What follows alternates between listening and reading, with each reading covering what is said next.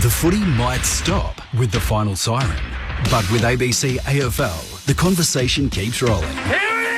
Get ABC AFL Daily Podcast with Premiership coach Paul Roos alongside Corbin Middlemass, Ben Cameron and Poppy Penny. From walking on thin ice to dancing on the mountaintop. It's your daily footy conversation. Find it on the ABC Listen app.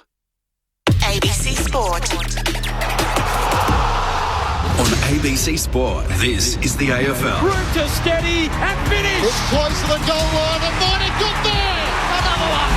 Sit back, relax, witness the greatest. It don't get better than this. Brandy from 55 and right all the way home. Huge fend off and kicks the goal. The skipper off a step finishes.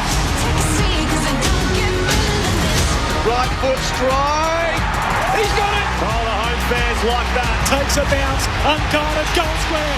He's got it. Reed's going to go for goal. Oh my goodness, that truly is remarkable. This is the 2025 AFL Premiership season on ABC Sport. Take a seat, 'cause it don't get better than this. On radio, on digital and on the ABC Listen app. You take a seat, 'cause it don't get better than this. The Blues are back in Adelaide town, but are they back to their best? That's the big question this afternoon as they look to knock off the Crows at Adelaide Oval on a picturesque day in South Australia.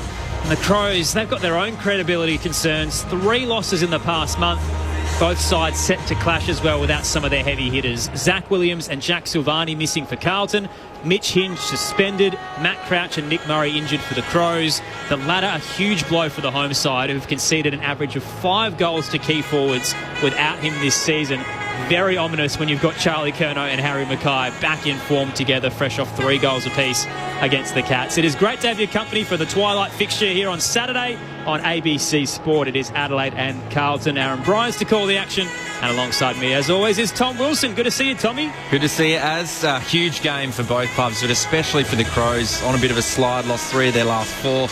They got some big name outs, and Carlton, their performance against Geelong last week suggests that they are back. So they'll be coming here full of confidence, hoping to pick up an away win, and they do play well here at Adelaide Oval. Good test between two sides with some finals credentials. A couple of premiership experts in the box as well. The first is back from a trip over on the Gold Coast. He seems very refreshed and ready to go. It's the great Rod Jamison. Welcome back, Jamo. Aaron, thank you. Doing some homework. Gold Coast, Sydney. Saw that game up there. Sydney good in the first half. Gold Coast outstanding. I think the heat got him in the end, but your sax man's back out there doing his work. Doing it very well. There's one man in this box who didn't want to watch a lot of footy today because he would have seen the result. Western Bulldogs defeating Port Adelaide by 90 points. He is Port's premiership ruckman, Dean Brogan. Good to see you, bros. Oh, gentlemen, great to be here. I am so pumped for this game. Carlton have turned the corner. They actually haven't been that bad this year. The stats say, the numbers say they should be sitting really in the top 4. And Adelaide, geez, if they lose today, some questions will be asked and heading into a showdown. Big test for Adelaide. I think Adelaide can get the win. They need to get back to their scoring ways. A couple of big stats to watch. So the Crows haven't been great at clearance in the last month. The only side they've beaten is the Giants, and the Blues are the best team in the league for it. And then around that red time, Brogues have touched on it a fair bit on SA Grandstand, but Adelaide leak goals late in quarters, and the Blues are very good and deadly. Blues are number 1 in that category. 101 points they've kicked in time on, which is called red time. Adelaide really needs to tighten up there because that has been the difference in a couple of losses for Adelaide this year. No late changes. The subs, Sam Berry for Adelaide, Lockie Cowan for the Blues, and the coin toss has just occurred in the middle, so we can head downstairs and welcome in Liz Walsh this afternoon. Welcome, Liz. Thank you, Aaron, and hello from ground level, where I am voting number 1 for today's footy conditions. They are simply perfect down here. Sun's out, we've got wispy clouds, absolutely no breeze, and a really pleasant 23 degrees. Meanwhile, Carlton has claimed the day's first victory. They have won the toss. They'll be kicking to the northern scoreboard end of Adelaide Oval. Quickly looking to the benches for you, and for Adelaide, Dan Curtin, Zach Taylor, James Peatling and Brodie Smith will all start on the front bench. Did you see what I did there? While Sam Berry is sitting on the back bench going in as the Crows' tactical sub. While for Carlton, Jesse Motlop, Adam Chera, Matt Carroll and Cooper Lord will all start on the bench. Lockie Cowan is the Blues' tactical sub. Love it, Liz. Getting us started with the political puns. There'll be a fair through across the afternoon, I imagine, with Tom Wilson beside me. A reminder, if you're listening on local radio at 6 p.m. Eastern, we're going to drop you off to our election coverage. If you want to hear the entirety of this game, Sport Digital or the ABC Listen app is your home of the AFL this season, and that includes tonight's game, or two games, Collingwood and Geelong at the MCG, and West Coast and Melbourne in Perth. It is the Crows and the Blues. Massive top 8 shaping contest. Saturday footy on ABC Sport. Tom Wilson to get us underway at the Adelaide Oval. Be hard act to follow there, Liz. That was an outstanding start. Who will be the finals candidates coming out of this clash? Up in the ruck, Tom De Koning. Such a good player up against Riley O'Brien. O'Brien grabs the footy and is thrown to the deck by De Koning. We'll have another ball up right in the centre circle. Can't wait for that matchup. Yep. Keane's gone to Curnow too. Butts has gone to Mackay. O'Brien knocks it down. Hewitt was worried out of it by Rankin. The handball goes back to Miller. Tries to get it forward. Young comes off centre half back. Good tackle from Alex Neil-Bullen. Handball out from Dawson to Rankin. Out to Miller. They're at centre half forward to Keys. Don't argue from Walker. Was tackled by Ollie Hollins. And he's been pinged holding the ball at right half back. Big afternoon for Ollie, playing out there with his brother Elijah. But game 50 this afternoon. Pick 11 out of Wodonga a few years ago. And of course sporting the famous number 4 Peter Bizzusto passing away during the week. The Blues were all donning black armbands. But Ollie Hollins in his number. Out to the eastern side he goes. He targeted Doherty, couldn't control it against Nankervis. Hits the deck. Keys tumbles it forward for the Crows. Walker battling with Ollie Hollins, and the ball's knocked over the boundary line. No score in the opening minute here at the Adelaide Oval. Earlier, the Western Bulldogs defeating Port Adelaide by 90 points. Free to Walker. Must have come off the boot of Hollins. Walker sends them inside 50. Elijah cuts it off. Gave it back towards Young. He kicked it straight into a player. Ricochets towards Thilthorpe. Keys tried the snap. Doherty desperate. Got hands to it. Thilthorpe gathers. Centres his cricket cross towards Cumming. Back with the flight in the right forward pocket. Thilthorpe searched across the goal face and it lands in the lap of the former Giant. Oh, it was a great kick by Thilthorpe. He was hard up in the boundary on his left and did the team thing. He always hit the top of the square, and he did that instead of having a shot. And Isaac Cumming with a pretty difficult shot, Jamo. Yeah, Sam Doherty too coming back into the side. Great smother. Carlton under attack, but the kick was really smart. Cumming starts on the paint of 50. Kicking towards the Riverbank stand. It's low, it's right, it's swinging back, and it hits the right-hand goalpost. Minor score to get us underway. Adelaide lead by a point. 2 minutes in. Saturday footy on ABC Sport. So Adam Sard's got the footy at full back for Carlton. Taking his time and runs out the goal square as they often do. Takes a bounce to Sard.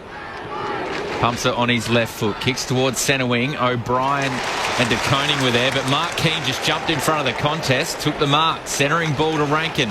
Centre half forward for him. Lowers the eyes perfectly and finds his running mate in Josh Rochelle, who marks directly in front, 45 out. That's where Adelaide have been so good this year. They've really improved that short 20, 30 metre kick, whether it's sort of on the diagonal or straight across the ground, and particularly that dangerous one when they punch it forward. Rochelle, most occasions you go, they're not going to kick it there, but they do. Stretches the defence.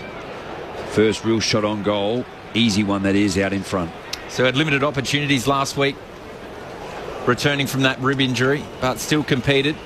Lining up now for the first goal of the afternoon. Rochelle just pulls it away to the left, so that's back-to-back minus scores for the Crows. They're 2 behind, 2 points. Carlton yet to score, just over 3 minutes gone first term. 4 disposals to 14 in favour of Adelaide early. Hot start for the home side, but yet to cash in.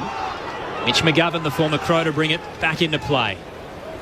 Seeks the Rashudo stand. Targeted low and hard to Curnow. Takes the mark and wants to go. Gives it off to Doherty. Game 175. The kick is poor. Straight to Dawson for the Crows. Marks in the centre square. Thrusts a handball over the top.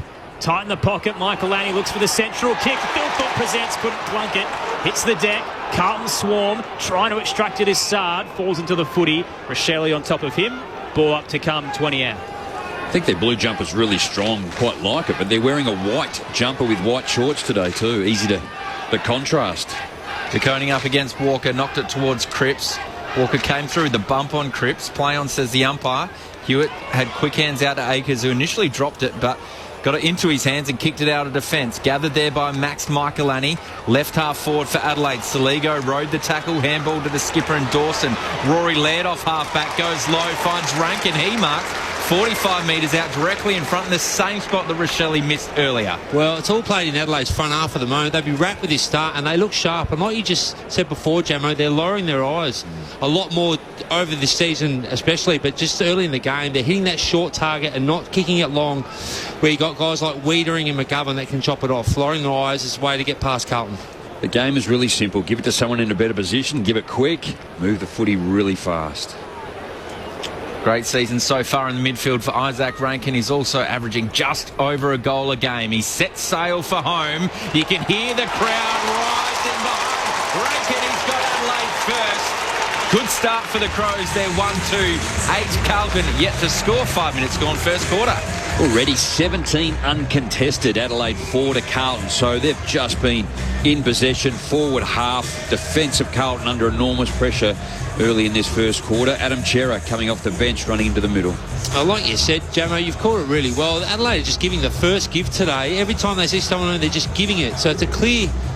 Yeah, they do it most weeks, but clearly they've identified through the week. Give it to someone in a better position. Lower your eyes and you go inside 50, and that's how you get Carlton. They've started really well in such a big game. Adelaide be wrapped with this start.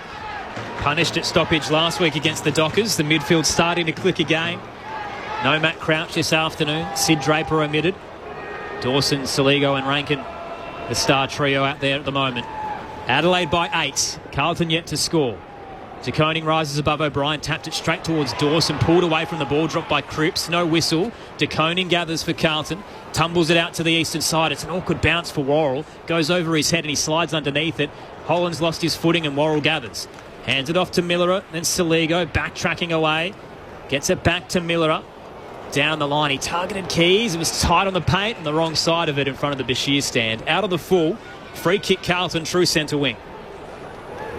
Quickly goes inboard to Elijah Hollands. Bright pink boots, and he goes for Carlton's first foray into the 50. Flying was Motlop, roving was Mackay. It's normally the other way round. Cripps around on his right foot, snaps across the body, right across the face of goal, and goes out behind the left behind post, and we'll have a boundary throw in left forward pocket for Carlton.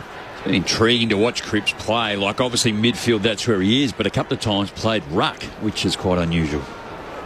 Jill Brownlow medalist. Couple of touches early, tossed in. O'Brien down straight to Cripps, snaps off a step, curling around the body, it's through. Cripps strikes from 20 out. The boundary throw in set play.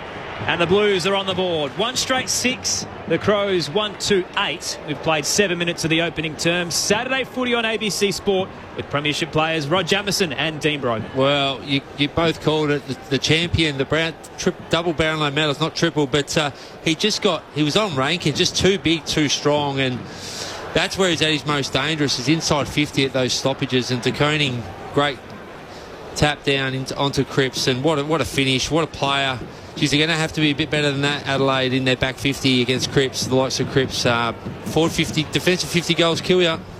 Well, your craft brogues too. Tom De Koning, he's just had an amazing season to date. So Riley O'Brien has had an indifferent one. He has done his job around the ground at times, but De Koning is the clear number 1 ruckman in the land at the moment. He's going to have to be on his game.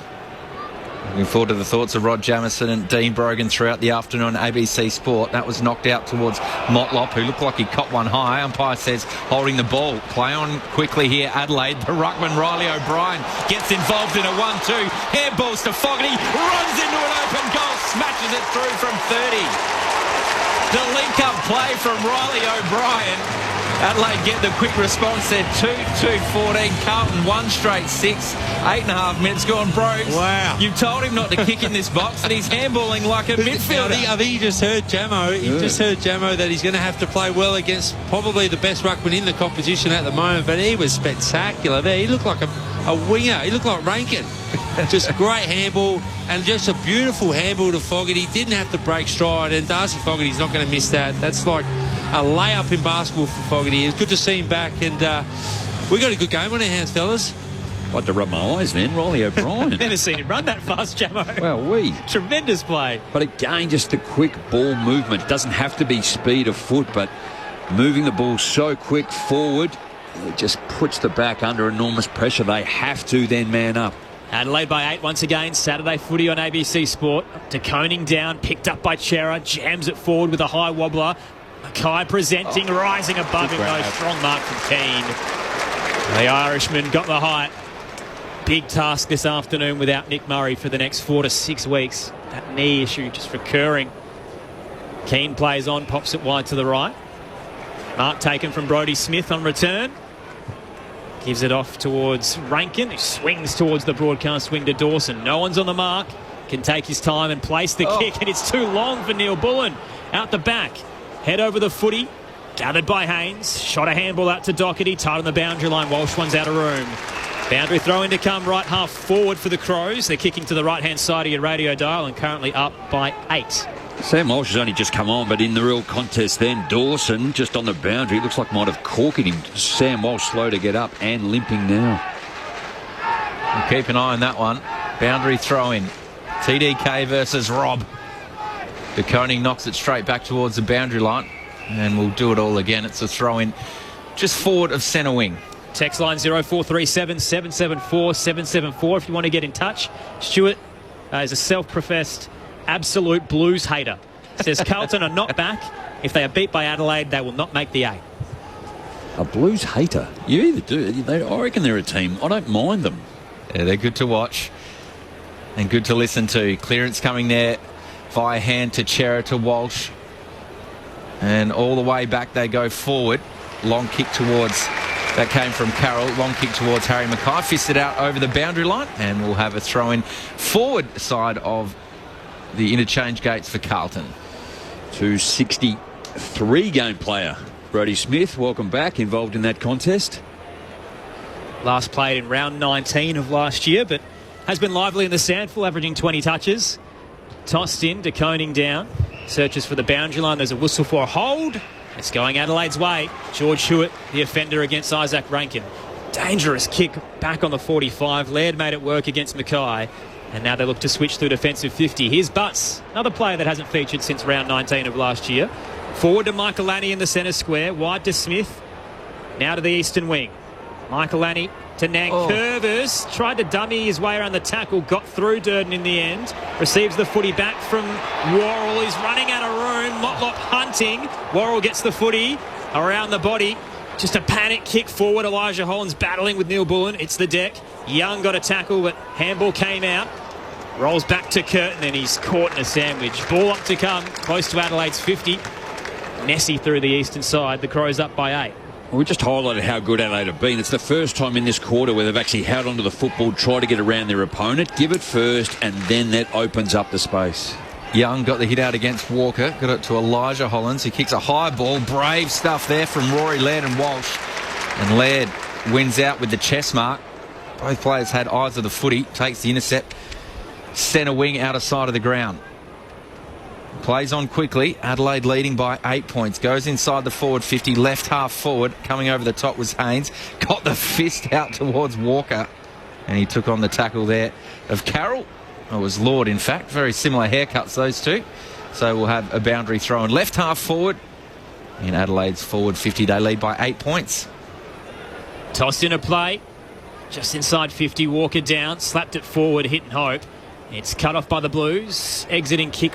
Tumbling towards the eastern side. Curnow can gather. Looks central. Fogarty's there. Has a runner. Gives it to Elijah Hollands. Empty 50. He'll place it in the path of Motlop. Foot race on with Worrell. Motlop giving chase. Worrell desperate with the dive. And knocks it through for a minor score. Adelaide's lead down to 7. Saturday footy on ABC Sport. He's a beauty, Worrell, isn't he? Gigi's got some speed. He had Motlop. Motlop had probably 7-8 metres on him, and he closed him down very quickly. And great defensive effort, because that was a certain goal by Carlton. He's a really good player, Worrell. He's been the man to bring it in. He's right up against the paint of the boundary line. Max Michaelani took the mark. Gets it on quickly, goes down the line, finds... It was Zach Taylor there who gets the handball off to Smith. Saligo didn't feel Sard, but just got the handball out in the right time. Fell in the lap of Curtin. He goes quickly to Walker. Lowers the eyes. It's been a feature. Finds Alex Neil-Bullen. 35 metres out and a 45-degree angle away to the right. Well, it was the Taylor handball. He marked it on the ground. It was a great mark, but he's on his knees and he just gave the first give, Jamo. And we've been really complimentary of Adelaide's first give today with the hands, and that's what it does. It opens up, and we've been saying all game, Walker's lowered their eyes to Bullen. Alex Neil-Bullen been a huge recruit for the Crows. Can he finish off the good work? He does. Back-to-back goals, Adelaide. They go to 3-2-20. Carlton 1-1-7. Halfway through this first quarter at Adelaide Oval on Saturday afternoon footy for ABC Sport. It is only early in the first quarter, but Adelaide have been inside their 50 on 7 occasions for 3-2. That's a high return. Looking at, I guess, the averages here for the inside 50s, 60 times Carlton go in, they only score 13 goals. Adelaide go in 54 times and they score 15. So then their return is greater, even though Carlton have got these massive targets up forward. 13 points, the Crows lead early. First game of the day saw the Dogs thump Port Adelaide at Ballarat by 90 points. That's twice this year, Port Adelaide. Yeah, big Belford. losses, yeah. Collingwood round 1, I reckon it was 91. Yep. Setting it up for the showdown next week. Typical Port Adelaide game where they'll bounce back and knock off the Crows, you'd think. Backs against the wall. No, I don't think at all. Bounce did not get any height in the middle, so it'll be recalled. We had Neil-Bullen kick a goal there. He's the nibbler. We got a big nibble out of Jamo there. Rod Jamieson, Dean Brogan, your experts this afternoon. Crows by 13 midway through the first. Taken out of the ruck by Young. He hacks it over the outside of the boot towards half forward for the Blues. Stillthorpe there. Got it to Peatling, crunched by Akers. Stillthorpe fights again. Diving hand pass. Got it out wide. Miller. Smith with a big crunching tackle. Not much he could really do as he turned in the tackle. There was a player on the ground, which was Wayne Miller. Lost his footing and fell into the back of Walsh. Free kick Carlton. On the 45, close to the boundary line. He'll share it to Akers. Just looking at the replay then, I think Smith just tripped over the play on the ground. Akers into the 50. Fist comes across from Worrell to keep it away from Mackay. Both Curnow and Mackay together. Haven't seen it a lot this year due to the personal mental health reasons for Harry Mackay and also the facial fractures he suffered, but they do tend to fire together. 25 out. Left forward pocket for the Blues. They're down 13. Tossed in, Young in the ruck again against Stillthorpe. Neither got a tap. Motlop lost his footing. Dawson piles on top of him. Ball shoveled out. Barging through. Saligo got it out. Peatling may have been taken without it. Tackle just came a little too early from Sherrod. It's a free kick to the Crows, a defensive 50. Although it's only halfway through the first quarter, Adelaide have got 30 more possessions and 36 more uncontested possessions, so they've come with a clear plan to keep the ball off Carlton. We know they're a big contested ball team and don't get a lot of uncontested balls, so the plan's working to date. The words of Power Premiership ruckman Dean Brogan, our expert on ABC Sport. Flying Fogarty! Launched over the top there. Great grab over Nick Haynes. It's a bit of Warwick Kappa in that. I thought he put both hands on his shoulders. And very much so. Even Tony Modrell, he used to do it with no hands. Every week too. Kick down the line towards Stillthorpe, and Young's there in company and knocks it out over the boundary line. No good being a forward pocket player when Mods was playing. Rod Jamieson didn't mind a hanger either back in the day, Jamo. Long time ago. Long sleeves. Had hair then. All right. All three of you. I didn't say anything. Crows by 13, tossed in broadcast wing. O'Brien taps it down to Cumming. Looping handball overhead, a little bit Hollywood. Cut off by Walsh. Knocked it towards Cherry, set upon by a couple of Crows. Ball won't come out. And we'll get a ball up on the text line. Now, the Traralgon Tiger says, great to hear the insightful Jamo on deck this afternoon. I always listen to the ABC Adelaide games, and great to hear from the great man. Hello to Dean too, he says. So you're slowly getting into these hard ropes. Thank you. Tossed up. Token hello. Knocked down towards Elijah Hollins. Kicks it up and under towards half forward. Michael Annie underneath it. Didn't really spot the ball drop. It bounced off him. Fogarty escorts him over the line. Adelaide by 13. Saturday footy on ABC Sport. I think what Matthew Nix would also be happy about too, Adelaide have had the 7 inside 50s and kicked their 3 goals, but Jacob Wiedering has not touched the football. That's that lowering the eyes that you two have been talking about all afternoon. Tom de Koning knocks it forward, but gathered by Curtin, took on the tackle of Chera. Dangerous because he turned it straight over to de Koning, hit the chest of Mackay, and it was fisted away. He dropped the markers, pinged, deliberate. So there was a contest there, and Keane just hit it straight towards the boundary line. And Carlton will have a shot on goal, albeit right up against the paint of the boundary line, left half forward. Yeah, it was probably there, to be fair. It was probably there. It's a tough one, but he had no other intention other than trying to get it out. So it's a fair enough free kick. Well, he had to impact the contest. Otherwise, it was going to be Charlie Curnow just pick it up nice and easy. So Motlop's got the footy. It's going to take a kick of about 35 metres. He's going to run around and snap it, kicking towards the scoreboard end. It's bending back perfectly. Motlop gets the response. It's his first. And from an insufficient intent free kick, Carlton show their intent. They go to 2-1-13. Adelaide 3-2-20. 19.5 minutes gone first quarter. Liz Walsh on the boundary. Riley Thilthorpe has just come to the bench here to have a bit of a rest, and it's given me a chance to have a look at the strapping on his left hand that's keeping his hand safe after last week's injury. And I tell you what, he has some incredibly thick and heavy strapping on his 3 middle fingers. Might make marking the ball a bit tough, I reckon. He's a big man, Liz. If he used that much strapping on his hand, he could wrap you up like a mummy. Probably could, Jamo. It was a nasty one as well, so it hit him flush on the tip of the finger, and the bone actually penetrated the skin, dislocation and a broken finger like you suffered, Ben Brogan, back in the day.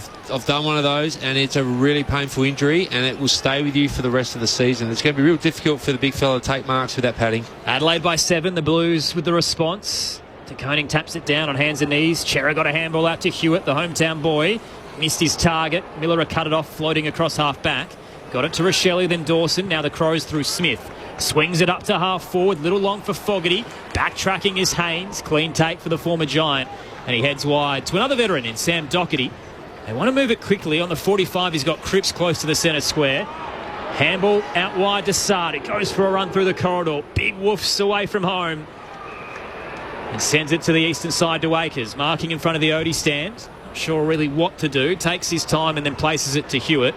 Attacking edge of the square. Still too far out to score. The former Rooster, George Hewitt. Leans back, pops it into the scoreboard pocket. Rising was Lord. Fist came in, trickles to Akers front and square. Screws it around the body. De Koning had 2 to beat. And off hands it rolls through for a minor score. Adelaide's lead down to 6. Time on in the first on ABC Sport. They're just not going quick enough, Carlton. They're going sideways, and they seem to just stop and come back off the mark. They just need to roll and play a lot quicker in the forward half and just put Adelaide defenders under the pump. They're just playing too slow, which allows Adelaide to get back and set up the wall. Keane brings it out of defence. Keys waited for it. Sard knocked it away, but Rankin was there to rove. Quick hands to Curtin. He's kicked just too much on it for Riley O'Brien. And we'll have a boundary throw in between the two benches. A lot of love for Jamo on the text line. Ray from Renmark says, Jamo, you are still great at football, even in the calling portion of the game. It's very kind. Keep them coming. Can you read out the text number again, please? Boundary throw in. No political donations on the text line, Jamo. All arm's length. It was knocked down there by Riley O'Brien and a pack of 3 players, 2 from Carlton on top of Rankin. And we'll have a ball up. And is this going to be a free kick? It is. So Rankin missed his throw back to the umpire by a big margin, and he's been punished. Time wasting. I don't know about that. Like, use your common sense. That's not a free kick. De Koning for the Blues. Up towards half forward. Curnow caught behind launch, but couldn't get to the drop. Dan Curtin, too strong in front. Turning into some sort of player, isn't he? Short kick to Rochelle, who's at right half back. Adelaide kicking to the right-hand side of your radio dial. Saturday footy on ABC Sport. Rochelle, low and hard, targeting Peatling, and the desperate run from Sard across. Gets a fist in, knocks it over the boundary line. A reminder, if you're listening on local radio, at 6 o'clock Eastern, you'll be headed to ABC's election coverage. If you do want to continue to hear the footy, not only this game, but the doubleheader tonight, jump on the ABC Listen app or flick on Sport Digital. Don't really know what Rankin was doing, though, with that throw. That was, for someone who's so skillful, he missed the umpire by a very, very long way. Boundary throw in, knocked it towards Laird and Nankervis. They could have raffled it and both fumbled it, and it went out over the boundary line. But it's not a free kick, though, is it?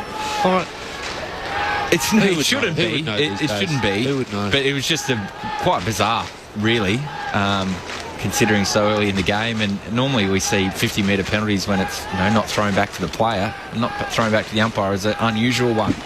There's Rankin, a man who gave away the free kick, gets the clearance, kicks up towards centre half forward. Riley Thilthorpe gets his hand in there to spoil. Well done there by Taylor. He's having a good first quarter. Handball to space to Rochelle, who kicks long to the goal square. To the advantage of Dawson, who's floated back. Takes a great mark, 15 metres out on a slight angle. Well, I was just watching Rochelle kick that ball. He had Saligo short and he turned around and gave him a serve because he felt that that's where it had to go. Got the result of the end with Dawson having an incredible first part of this quarter. 8 disposals already. It was a 3-on-1, but it was to the skipper's advantage. Jordan Dawson trots in and pumps it through. They're finding responses when they need them, the home side. Adelaide 4-2, 26, Carlton 2-2, 14, 25 minutes gone. First quarter, Saturday afternoon, footy for ABC Sport. Oh, well, it was. He went against the grain a little bit, didn't he, Saligo? He had someone on short, but he saw his skipper in the goal square. It looked like he was one out, but as the ball sat, I was about to call that's going to be set up for Wiedering to smash through. But Dawson just, a great courageous mark, stood his ground, eyes on the footy, and took almost an uncontested mark, really, as Wiedering missed the ball and actually cleaned up his own player. But super play, and like you said, Jamo, Dawson is having some sort of quarter, and he seems to be matched up on Paddy Cripps a lot at the stoppage, but he's doing everything at the moment. Jordan Dawson playing a real good captain's game. Start the centre bounce in the goal square. He did last week against Fremantle in the final term and didn't have a touch. Seems to be working this afternoon. What's the goal umpire doing in the middle of the square down that end? Very forward, isn't he? It's weird. Was manning up on Jordan Dawson. Bounce in the middle, the Crows by 12. Up down towards Rankin. Whistle from the non-controlling umpire for a hold. It's going Adelaide's way. Josh Rochelle to receive the free kick. Plays on from the centre circle. It's a helicopter low and hard from Rochelle, and it lands slow enough towards Neil Bullen. Wasn't his intended target, but he was in the right place at the right time. Well, the great Carlton number 4 used to kick those all day, every day. How hard are they to catch? Buzz banana almost as it kind of wobbled its way through the air. Alex Neil-Bullen has it straight in front. Man on the marks, 45 out. The Premiership Demons already on the board this afternoon.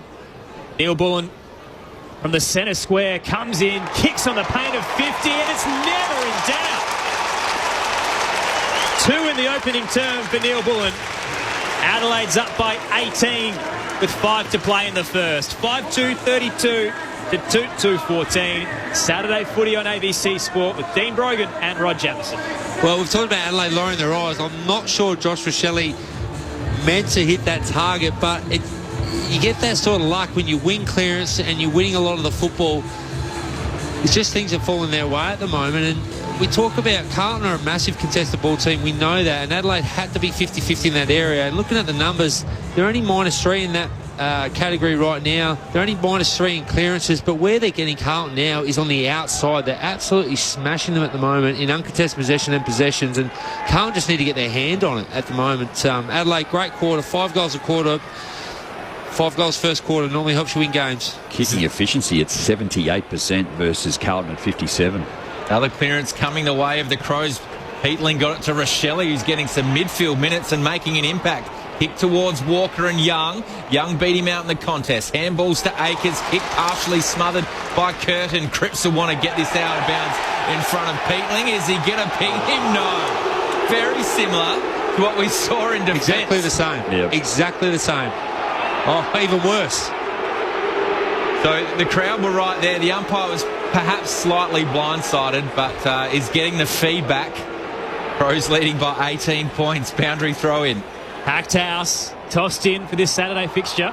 Both rucks collapsed. O'Brien and De Koning both thought they were owed a free kick. Picked up by Curtin in the meanwhile. Hacked it forward to the goal square, but Haynes was waiting back.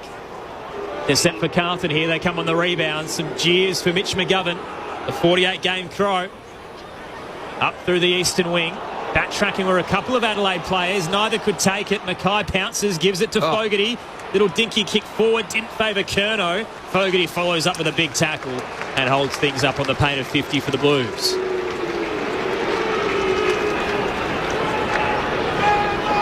Just had to be better, had to be cleaner, Carlton. They had the run and the rebound, and the option was wrong. Cripps went the handball towards Doherty, but it was roved by Cumming. Kicks towards centre wing. Young was there to spoil over the top of Walker. Gathered by Rochelle. Handball missed the target.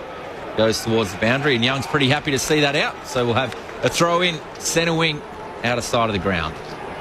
We just talked about it in the pre-game. This is time on now, and this is where Adelaide are not good, and this is where Carlton are very good. So if Adelaide can get to quarter time with no more scores for either team, they'd be happy with that. Plus 101 the Blues in red time. Crows have kicked 2 so far since the 20-minute mark. Toss back in. Cripps diving forward on the ball drop. Got away from Dawson. Tried to get it to Cherry. Gave it away. Laird to Taylor. Now Dawson for the Crows towards the 50. Kick was a little wide of Neil Bullen. And Young backtracks to intercept. Chip it to Sard. On the painted defensive 50. Looks to the Williams sand. Baked in sunshine. Mark taken by Haynes, the 200-game giant. Those 3 possessions, Carlton in, gone nowhere. Another fourth kick and probably gone 5 metres. Yep. We're in the triangles. Well set up Adelaide. It's in the Adelaide that we saw in the first 3 weeks of the competition. They set it alight. Great start to this game so far. Playing it on their terms. So Sard decides to go long now towards left half forward. Pack of players forms. Handball back to Hewitt. He goes inside the forward 50. Drop mark there. Up forward by Durden. And dribbles back there to Brodie Smith. And Cripps wraps him up in the tackle. We'll have a ball up inside the forward 50. Right half forward in front of the scoreboard. Crows leading by 18 points late in this first term. Got to be a jump ball in basketball. De Koning gets in front of O'Brien. Won it down to Cripps. Lost his footing. Fell over the footy. Peatling tries to rip it out, but Cripps locks it in his legs. Chera wins. Got a handball over the top. Cumming was sitting back. Retreats to Michaelani. Rushes the exit. McGovern floats across Walker and knocks it over the boundary line in front of the Odie stand. Marcus in South Melbourne on the text line, 0437 774 774, says 20-odd years ago, Dean Brogan corrupted my son by signing his hat. Now we have a lone Port Adelaide supporter and a family dedicated to Carlton and Fremantle, but you were a seriously good player. Jamo went okay too, I suppose. I suppose. Tossed in. Elijah Hollands spots Hewitt running by, releases him in front of the eastern wing, and his kick looking for Fogarty's picked off by Rory Laird in front of the scoreboard. Adelaide by 18. Defence holding up late in this first term. I don't know if it's the game style you always want to play. 45 kicks to 50 handballs Adelaide at the moment, so they are working their way through this Carlton defence, and they've managed to be 3 goals up, but it's not the game that you want to play all the time. So, a lot of contested possessions here. Sard got it to De Koning. We got it to McGovern to Cripps. Back to De Koning. Pops it on the left boot inside the forward 50. Flying at that one was Curtin with a double fist, and Mackay went hard to the ground. Millerer gets the clearing kick out of defence. Finds Neil Bullen. The Crows have some run through. Peatling, centre wing. Takes one bounce. Makes it a second. Goes inboard with the handball to Walker. Rolls around on that left foot. Goes inside the forward 50 and a good grab there taken by Carroll. Carlton did have the numbers, but a strong contested mark and a much needed one. Out to the broadcast wing. Fogarty marks far from home. Shares it with Haynes. Close to the boundary line. He had Blake Acres all alone down the line. Looking more central and him, so Keane will close. And now Haynes will have to thump it long. Curnow direction. He's got Curtin all over him, and Brodie Smith cuts across. Intercept market. Here come the Crows. Butts to Miller, then Dawson. Looks to switch to the eastern side. Walker in the sun. Takes the mark unopposed. Turns into the pocket. Rochelle, his target was a little shallow. Clean bounce to him though. Rochelle turns. Snaps on the tight angle and misses across the face. Minor score on the right-hand side. Adelaide by 19 points as we close in on quarter time on ABC Sport. Could he have squared that up, Jamo? I thought he had about 5 Crows players. He could have squared up. But look, that's what you want your little small forwards to do, is kick goals. And you probably give him a pass for that one, but he did have some options on in the middle. Playing on instinct. He's an electric player, Rochelle. Certainly livening them up this week. Sard comes out of defence, looking for Mackay. Had 2 Crows all over him. The ground level, Curnow and Keane. Oh, he handled a Sligo just straight back over the boundary line. I agree with that. Yeah. He was there. He just had to wait for the tackle. But he was in reverse. But no tackle came. It's like an invisible tackle, just walked over the line. He was standing on a treadmill. Kicks long down the line. There's still a bit of time here for Carlton. Fell out over the back. The Crows have the numbers. Smith to Peatling, who's at centre wing, kicking long towards Thilthorpe versus Wiedering. Two big boys just bumped against each other, and Wiedering was too strong in the end. Great intercept mark. First touch, first mark. That's what he'll do. You just got to kick around him. Uses Sard on the left, down the line, broadcast swing. Pack collapses. Mackay on top of the footy, ripped out by his teammate Hewitt. Gives it to his skipper Cripps, and time will run out for the Blues. Hot start for Adelaide in this match between two September hopefuls. The Crows 5-3-33, Carlton 2-2-14. Goal scorers 2 to Neil Bullen, singles to Fogarty, Rankin and Dawson. Individual goals for the Blues to Motlop and Cripps. Couple of texts in as well on 0437 774 774 about the free kick against Isaac Rankin, who didn't toss the ball back to the umpire for a ball up. He almost threw it towards Riley O'Brien. We should remember last year, it was around this time in May, I reckon, there was a draw between Collingwood and Fremantle that was essentially decided by a similar incident where the ball wasn't given back to the umpire and a free kick was paid. So it has happened before. This isn't foreign. Essentially, the players just have to give it back to the umpires, and Isaac Rankin did it. That's why he was pinged on that occasion. Great to have your company, though. Feel free to get in touch across the afternoon. You can ask a question, post some analysis. Let us know how you're spending your election day on 0437 774 774. It's a Saturday footy on ABC Sport. The World Test Championship is coming. He gets connection here, lifts it over the keeper, one bounce for 4. Australia versus South Africa. And he nicks it, he's got him again. Catch every ball on the ABC Listen app. This is the 2025 AFL Premiership season on ABC Sport. Rory Laird off half-back, goes low, finds Rankin. He marked 45 metres out directly in front, the same spot that Rochelle missed earlier. Great season so far in the midfield for Isaac Rankin. He's also averaging just over a goal a game. He set sail for home. You can hear the crowd rise in time. Rankin has got Adelaide first. Good start for the Crows. Tossed in. O'Brien down straight to Cripps, snaps off a step, curling around the body, it's through. Cripps strikes from 20 out. Quickly here, Adelaide, ruckman Riley O'Brien gets involved in a 1-2. Airballs to Fogarty, runs into an open goal, smashes it through from 30. The link-up play from Riley O'Brien fell in the lap of Curtin. He goes quickly to Walker, lowers the eyes, it's been a feature. Finds Alex Neil-Bullen. 35 metres out and a 45-degree angle away to the right. Alex Neil-Bullen being a huge recruit for the Crows. Can he finish off the good work? He does. Back-to-back goals, Adelaide. Handball to Spaeth to Rochelle, who kicks long to the goal square. To the advantage. Dawson, who's floated back. Takes a great mark 15 metres out on a slight angle. Jordan Dawson trots in and pumps it through. They're finding responses when they need them, the home side. Plays off in the centre circle. It's a helicopter low and hard from Rochelle, and it lands low enough towards Neil-Bullen. Neil-Bullen from the centre square comes in, kicks on the paint of 50, and it's never in doubt. 2 in the opening term for Neil-Bullen. This is ABC Sports coverage of the AFL. On your radio. ABC Sport Digital. And on the ABC Listen app. The Crows by 19 at the first change here at Adelaide Oval as the sun sets on those glorious venues in the country. 5-3-33 Adelaide to Carlton's 2-2-14 Saturday footy on ABC Sport. Aaron Bryans and Tom Wilson calling the action alongside premiership players Rod Jamieson and Dean Brogan. Earlier today, the Western Bulldogs defeating Port Adelaide by 90 points in Ballarat. Still to come, we've got 2 games tonight that you can hear on the ABC Listen app or through Sport Digital as a result of the election coverage being on local radio from 6 p.m. It's Collingwood and Geelong at the MCG, or West Coast and Melbourne at Perth Stadium. You can pick your poison through the AFL and the AFL Extra buttons. A lot of love for Rod Jamieson on the text line.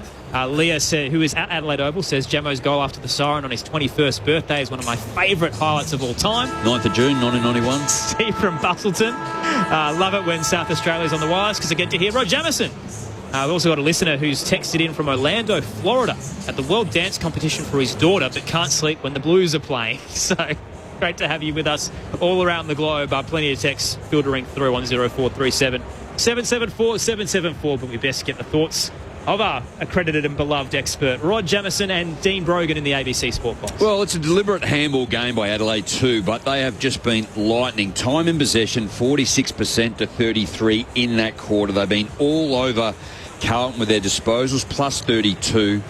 And the kicking, we're talking about 52 kicks to 49, but the handballing is 58 to 29. So it's hugely significant. And you would normally say the ratio would be too high, but just the way that they are playing their football at the moment is super impressive. Their kicking efficiency at 73%. Carlton lifted theirs to 63%. But Jordan Dawson, 11 disposals. Millera, they run the rebound, they carry off the halfback line. Super impressive. And Alex Neil-Bullen with 2 goals in that first quarter for Adelaide. Well, it's the way Adelaide want to play, in that take the game on, get it in your front half, play on quick, give their forwards every good looks at it. They've identified Carlton can't defend the ground. Clearly, they've recognised that through the week. Carlton have been known to have some defensive troubles through the year. If Adelaide, we see coming in this game, if Adelaide can be line ball even with the contest part of the game, they will get them on the outside, and that's exactly what they've done up until quarter time. So if you're Carlton, you need to get some ball on the outside or start defending better. Otherwise, Adelaide are going to kick over 100 points. Difficult afternoon/evening for Liz Walsh downstairs. She's had to prepare for all sorts of weather. It was nice and warm today. It's said to be pretty chilly. What's it been like down there, Liz? No, look, it's absolutely beautiful down here. The sun might be heading down behind the stands, but we're not getting cold down here just yet. The one person who has been getting a little bit cold, though, is Dan Curtin. So he was in quite a bit of pain, came to the bench late in that first term. He was obviously took a knock on his left shin, so was having the physio rub ice all over that leg, and I could actually see the huge sort of blue bruise emerging on his leg from sitting here, so he might be in a bit of pain, boys. Not a great spot to be hit, Jamo. Oh, no. Right on the shin. And Sam Walsh too, that corky, he seemed to run at that first quarter okay. Just with the height up forward, Kerno Mackay. You've got Lewis Young playing back on Walker. 6 marks inside 50 to Adelaide, none to Carlton. No Nick Murray out there either, so the Blues haven't pounced yet. They're down 19, second term underway. Peatling out of the middle.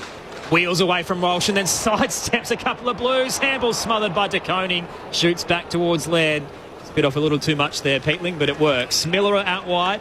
Dan Curvis takes the mark, true centre wing on the broadcast wing. Back to Peatling in the centre square. Peatling to Laird from centre half forward. Drives it to the top of the goal square. It nearly cleared the pack. Wiedering got a hand on it. There's a free kick for a push. And it's going Carlton's way to Mitch McGovern. Just jumped into his back. So an easy one for the umpire there. So McGovern, deep in the goal square. Plays on now. Humps it out of defence. Kai's going to fly at this in front of Butts. Butts gets the fist in there, roved by Cripps. Rides a tackle of Laird, a forward handball in front of Hewitt, who's having a great season. Kicks short to Charlie Curnow, centre half forward. There's no one in the goal square, so he goes for home. Just probably took a little bit too long, but it's going to get there anyway. It bounced just to the right of the goalpost, the right-hand goalpost, bounced upwards and left and through. Carlton 3-2-20. They get the fast start in the second term. Adelaide 5-3-33. Well, that's the beauty of our game, isn't it? Is that the football, you just don't know where it's going to bounce sometimes. That has literally bounced and gone straight up to the sky, and both Adelaide players have run under the ball. But what a handball by Cripps. He was getting tackled. He had 4 blokes on him, and he just shot the handball forward because he could see a player at the corner of his eyes, which started the fast break for Carlton. And, geez, did they need that? They needed some luck sort of to go their way and kick the first goal of the quarter, and that bounce is incredible. Great start by Carlton. Did you play in that game where Angus Monfries kicked that goal? No, I didn't. No. But for those at Port Adelaide, it bounced in the middle of the goal post and the point post, right up almost on the line, then went through for a goal. 11 points the margin now. Adelaide lead. O'Brien diving handball towards Dawson, and the big ruckman was high before he got that disposal away. So O'Brien gets the footy back just wide of the centre circle. Searches to the outer wing. Mark taken by Worrell in the logo. Chips it over the top to Laird. It's fast ball movement here for Adelaide. Millera off to Michaelani, running in from 40. Tackled as he kicked it and misses to the right-hand side. Margin up to a flat 2 goals. Adelaide 5-4-34. Carlton 3-2-20. Saturday footy on ABC Sport. And I think that actually goal won them the game, I think. I can't recall if it was maybe Essendon. No, the Monfries goal. Showdown, mate. Oh. And it went through, and then Wingard to raise it out of your memory, Jamo. Wingard kicked his 5th after Adelaide won. To win the game. Hit rewind. You'd be the only Crows fan that wouldn't remember that, I reckon, Jamo. Goes inside the forward 50, the Crows again. They got the turnover out of the kick-in. Roved by Keys. He's on the wrong side of his body. Snapped with the right boot in Eddie Bett's pocket. Couldn't bring it around enough, another minus score. So the Crows are peppering after Carlton got that first one. They're 5-5-35, Carlton 3-2-20. 3 minutes gone, second term. Saad a bit more composed now with his exit after banging it in long and forcing a turnover. Little 1-2 with Young. Now the journeyman for the Blues pops it to White. Left half back. Front of the Wanganeen stand. Will White. Supplementary selection for Jagger Smith. It's a high arcing kick as he looks to switch through defensive 50. Wiedering had to sit underneath it for an eternity, and Rochelle smelt blood. The All Australian defender stood his ground. Wiedering called to play on. Sends Carlton to the broadcast wing. He's targeting Akers, who was locked up by Nankervis. Neither really went for the footy, and it bounces straight up again on the boundary line. Nobody went for it. De Koning gathers, gave it to Akers. He turned into trouble. Miller brings him down. Boundary throwing to come. But gee, the ball has moved all sorts in the last 10 minutes. Really well done by Miller. Coming off his man, he had to go and impact that contest. Otherwise, if he missed it, Carlton were out. And you can see all his teammates get around him. They really appreciated that from him. 1985, Blake Akers would still be asleep. Was the spear tackle. Clearance coming the way of the Crows to Rankin, who went to Neil Bullen, who made him work for it, and then he slipped, was tackled. A sweeping handball back to Miller in the centre circle. He was clean. It's great to see him having a good run at it this season. Kick goes inside the forward 50 for Adelaide. Wiedering's there. He's keen to get it out. A dangerous ball up in the air. Fisted away by Young. Gathered by Fogarty, who's met by two Carlton Blues. Just as he is about to kick it on his left foot.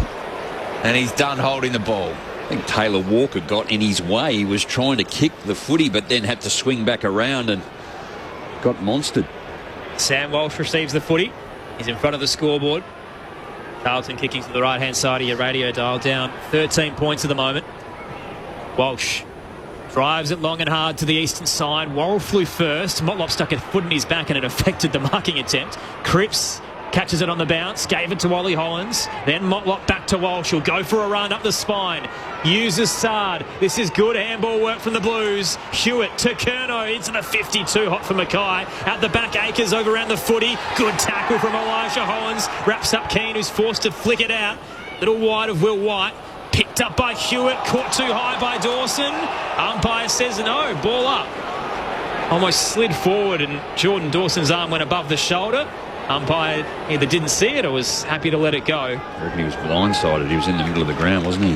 Ball up, Carlton's 50, 45 from home. De Koning down to Akers. Kick smothered by a dive from Dawson. Laird mops it up and kicks for territory, bouncing towards the line and over true centre wing. Yep. Umpire says delivery. Talk about Jordan Dawson's game so far. 11 touches, a big spoil there, or a smother, a goal. Having a huge impact. He was silent in that last quarter last week, no doubt looking for a response, and he's certainly leading from the front. Tom, he would have three. If you blew the seat, have 3 votes by a mile. Yep. So Carlton went back in board from their free kick. Went back and then inboard to Chera. Goes to Sard. Defensive side of the logo. Inboard to Haynes, finding a lot of the footy. He goes inside the forward 50. Big pack forming. Flying over the top there was Worrell. Couldn't quite complete the mark. It's a dangerous ball forward to Hollins. Quick handball forward. Quick kick as well. Curnow worked his way to the back. Roved by Hewitt. Handballs back to De Koning, who gets on his left foot. Kicks towards goal. Snaps it through. They're going to check it. Went right behind it. It looked good from where we can see it. You're right on that right goal post there, bro. I'm saying it's a goal. Okay. So normally a left foot snap sort of bends around to the right, but it just sort of floated around the goal post. Behind.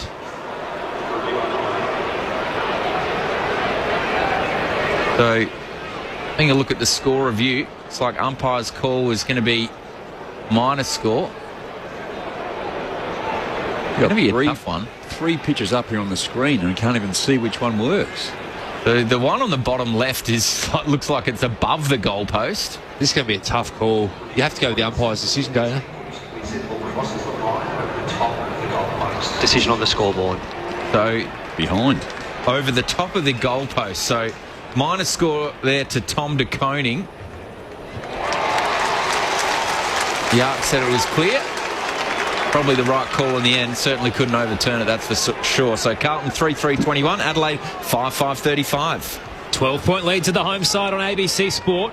Miller exits to right half-back. Michaelani too good against Fogarty. Son of a gun in the first round pick.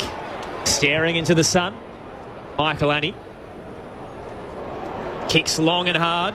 McGovern floated across unopposed, couldn't take the mark, dropped down, Walsh clean, got it back to Young, looping handball forward, plucked off by Peatling, uses Laird, little 1-2 with Neil Bullen, central kick, just the 15 to Worrell, turns through the centre circle, dart in the direction of Thilthorpe, who was on the charge, but Haynes was waiting and cuts it off for the Blues, kicks on the 45 to Mackay, he's got it on the broadcast wing. Worrell's leg was a bullet.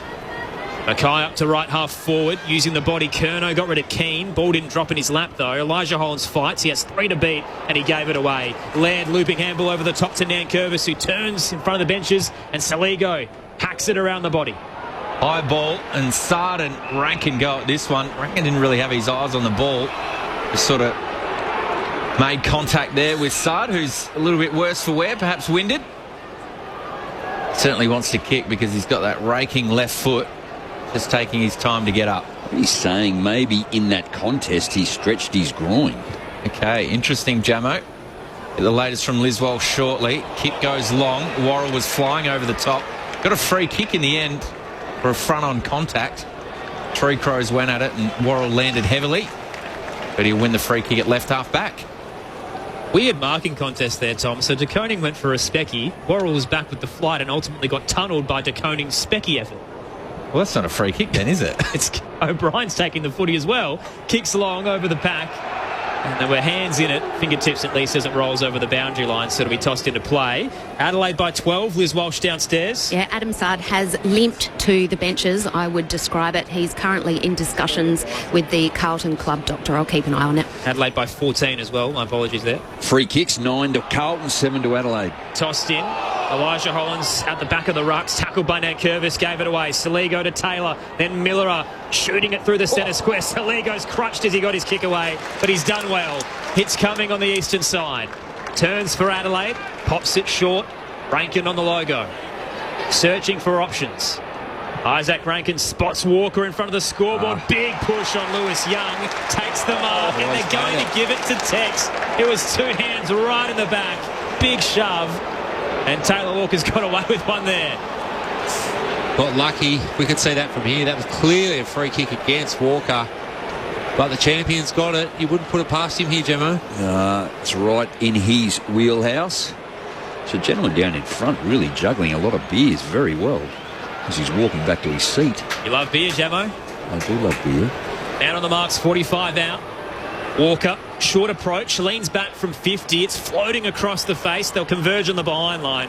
And a fist comes in from McGovern to knock it over. Adelaide's lead moves to 15 points. 5-6-36 plays 3-3-21. 11 played second term. Liz Walsh downstairs. Sard has spent some time just walking along the boundary. He's still talking with club physios. He's now getting into a bit of a jog. He could be okay. Oh, Mitch McGovern brought it in, kicked a floater, a worm-burning floater. Turnover, gathered by Peatling, sweeping handball to Rankin, who took on Doherty, went the fend off. He's run a fair way, so he touched it on the ground, kicked it to Worrell. Had to go backwards a little bit. He's at left half forward, 65 out. Lowers the eyes, looking for Thilthorpe. Flying over the top was McGovern, roved by Chera. Oh, the numbers are in the way of Carlton. They spoiled each other, though. Well, they had a 2-on-1 and Miller a 1 out. So Crows go inside the forward 50 looking for Walker.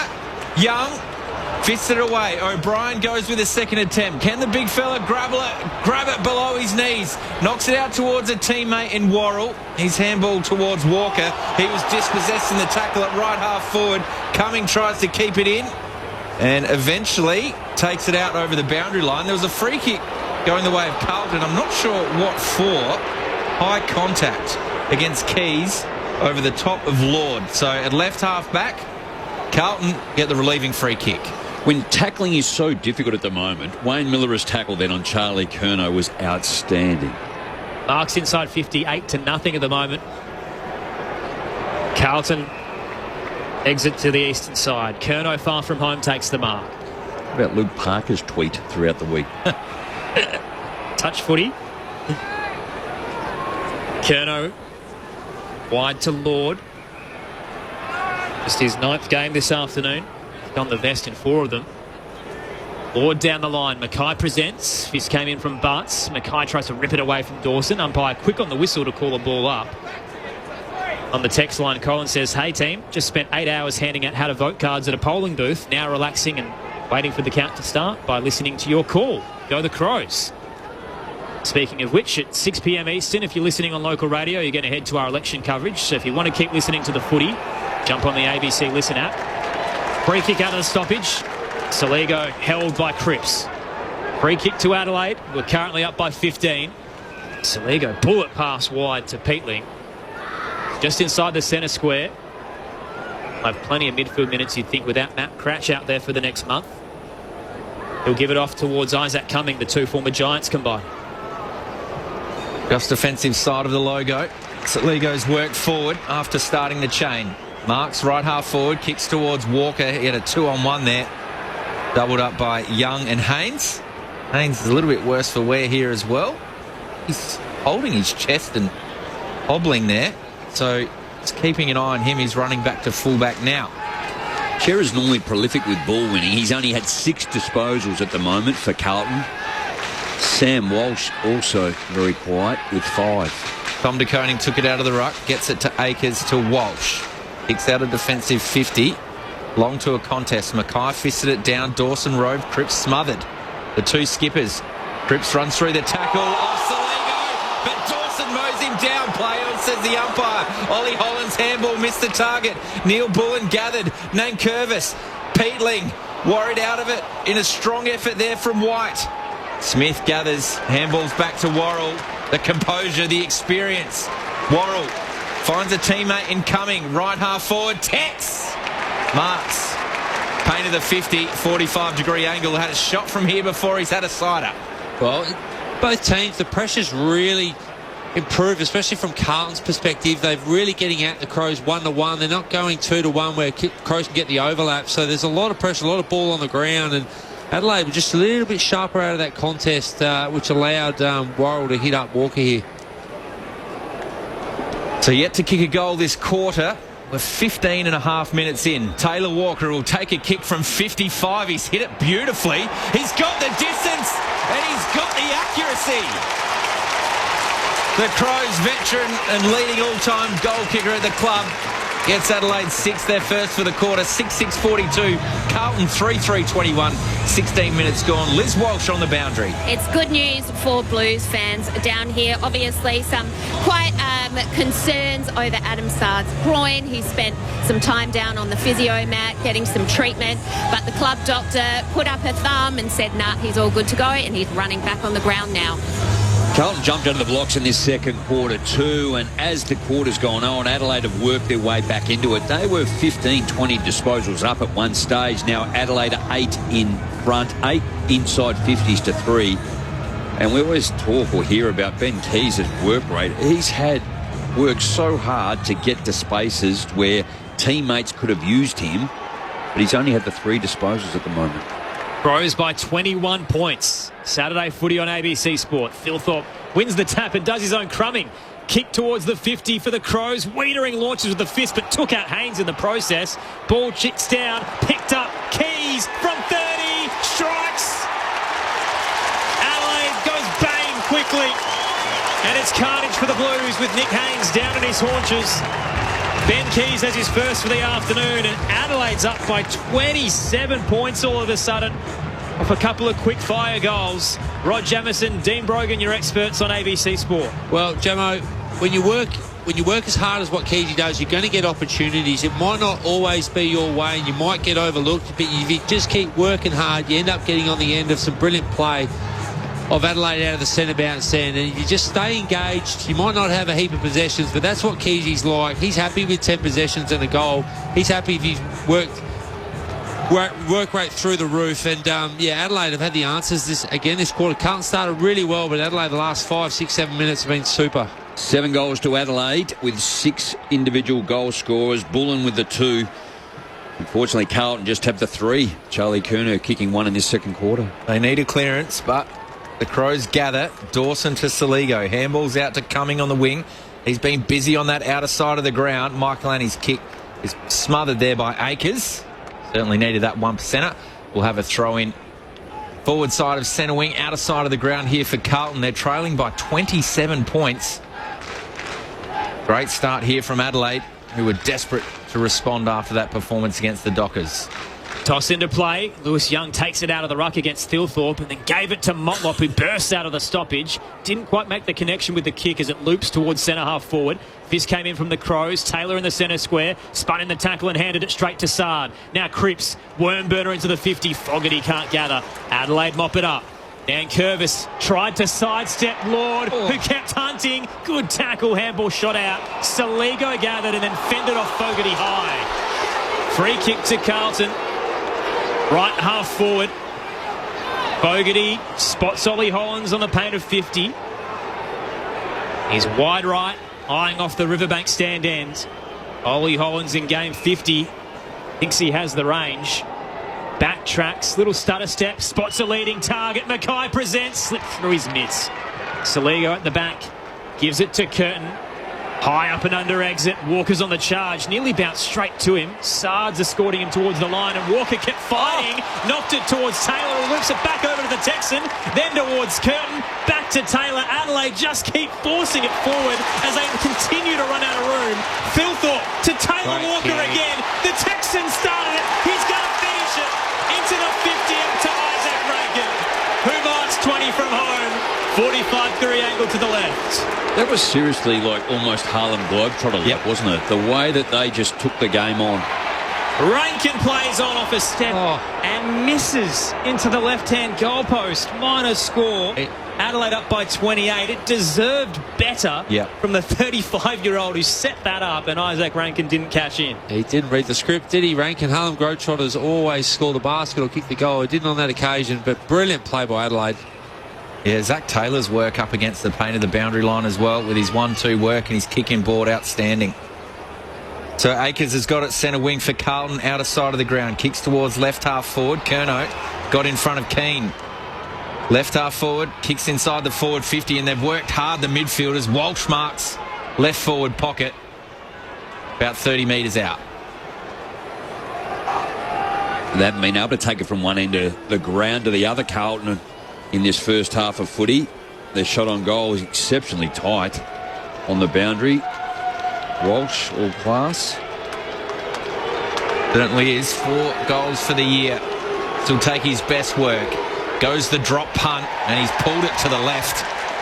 Just sneaks in for a minor score. So Carlton 3-4-22. Adelaide 7-7-49. Saturday footy on ABC Sport. 21 minutes gone second term. Quick exit from the Crows. Worrell plays on. Sends it to the broadcast wing. It was a little hot for Curtin. And Ollie Hollins at the back takes the mark against Walker. Directing traffic. Ollie Hollins outside the field of play. Called to play on. Kicks inside 50. Motlop his target. A couple of fists come in from Brodie Smith and knock it over the boundary line. Yeah, I'm on Taylor Walker's side here. He's actually on the mark. Ollie Hollins has actually gone to play on and kick and probably had too many steps outside the boundary. Should have been a throw-in. Instead, it's Carlton inside 50. Tossed into play, 20 out. Thilthorpe and Young. Young got the hand there. Lord grabs it. Was spun in the 360 in a tackle from Taylor. He's having his best game for the club, Zach Taylor. Wins the free kick holding the ball. Look at that for a Mozza. Kicked it straight out in the full. Always happens, doesn't it? You've just pumped him up, played his best game, and he's kicked it almost to us in the grandstand. Sam Walsh is the only mark inside 50 Carlton have had in this first half. Crows by 27. Chera takes the free kick, plays on, arcing around, outside of the boot, targeting Mackay. Getting in front was Rankin, hits the deck, Curtin's wrapped up. We'll get a ball up close to the boundary line. 45 out at the southern end. Carlton searching for a circuit breaker here. De Koning gives a little shove to Thilthorpe. Knocked down to Taylor for the Crows. Looping handball to Rochelle. Kick smothered. Sard knocked it out to Lord. Throw. Free kick Adelaide in defensive 50. Currently lead by 27 points. Saturday footy on ABC Sport. Your experts Dean Brogan and Rod Jamieson. Still to come, we've got Collingwood and Geelong at the MCG, or West Coast and Melbourne at Perth. You can pick your poison on the ABC Listen app with our election coverage happening on local radio from 6 Eastern. You're right, Jamo. Carlton just can't get anything going forward. Their big tools can't get into the game, and you would think with the firepower they have, they'd be better going forward. Michael Annie goes towards centre half forward. Carlton win it at the ground. Hewitt under huge pressure. Rode the tackle from Fogarty. Assessed his options. Found his skipper in Cripps. They're trying to get some run and movement happening. So he goes to centre half forward. Finds Curnow. Directing traffic from 75 out. Pumps it towards Akers, who's got the sit. What a grab there from Worrell. Just stayed in front, kept his position and outmarked him. 38th game, he's turning to a really classy backman, and he's got a great booming left foot. 7th for intercepts this season as well, Josh Worrell, so really making a stand as a defender. His exiting kick, though, looking for Keys, is picked off by Hewitt. South Australian in front of the Williams stand. Plays on, centres his kick. 20 from home, Mackay flies, as did Cripps off hands. Peatling front and square, chips it out. Escapes defensive 50 to Fogarty. Had a text in asking if Darcy Fogarty was related to Lockie Fogarty. No, different pronunciations, but same spelling.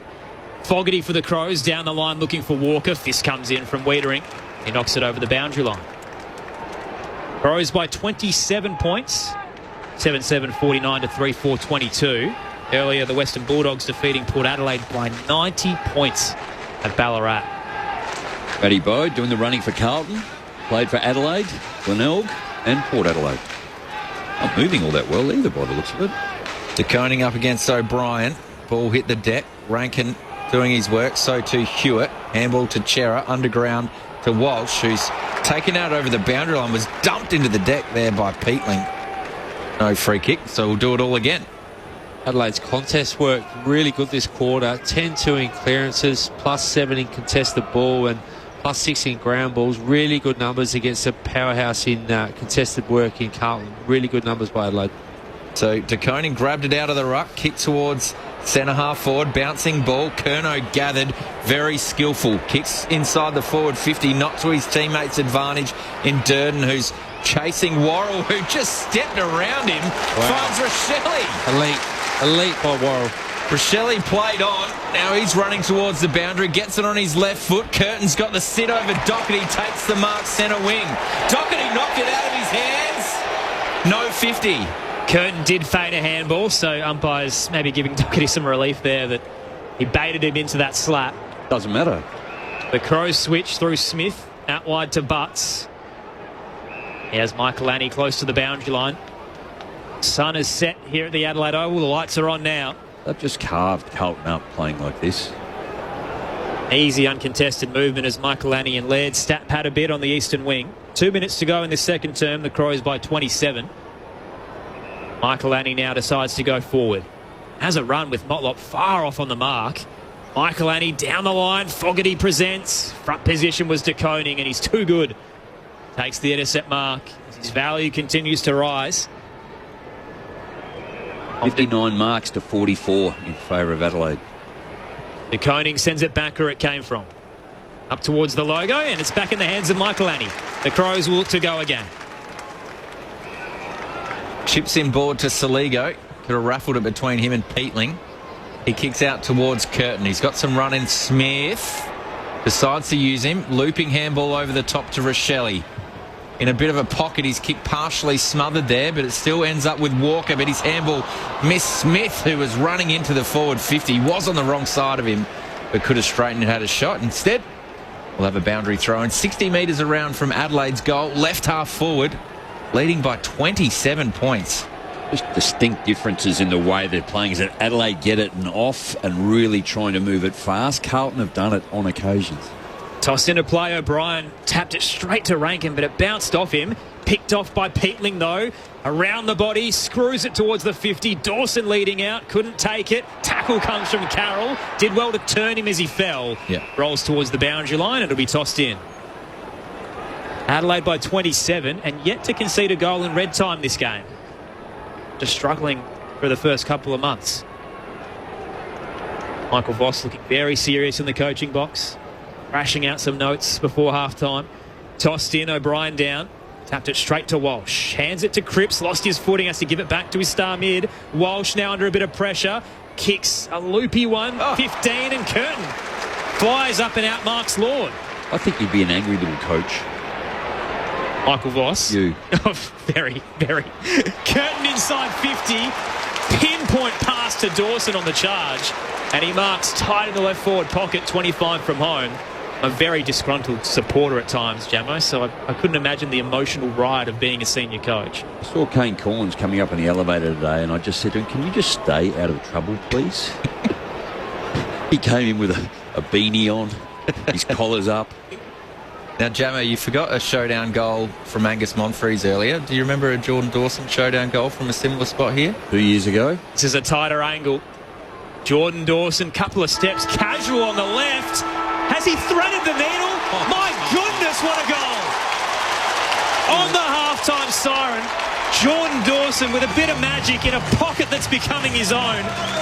Adelaide by 33 points at the major break over Carlton. 8-7 55 to 3-4 22. The skipper standing up.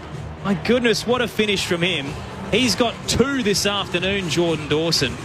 Alongside Alex Neil-Bullen, singles to Keys, Walker, Rankin and Fogarty.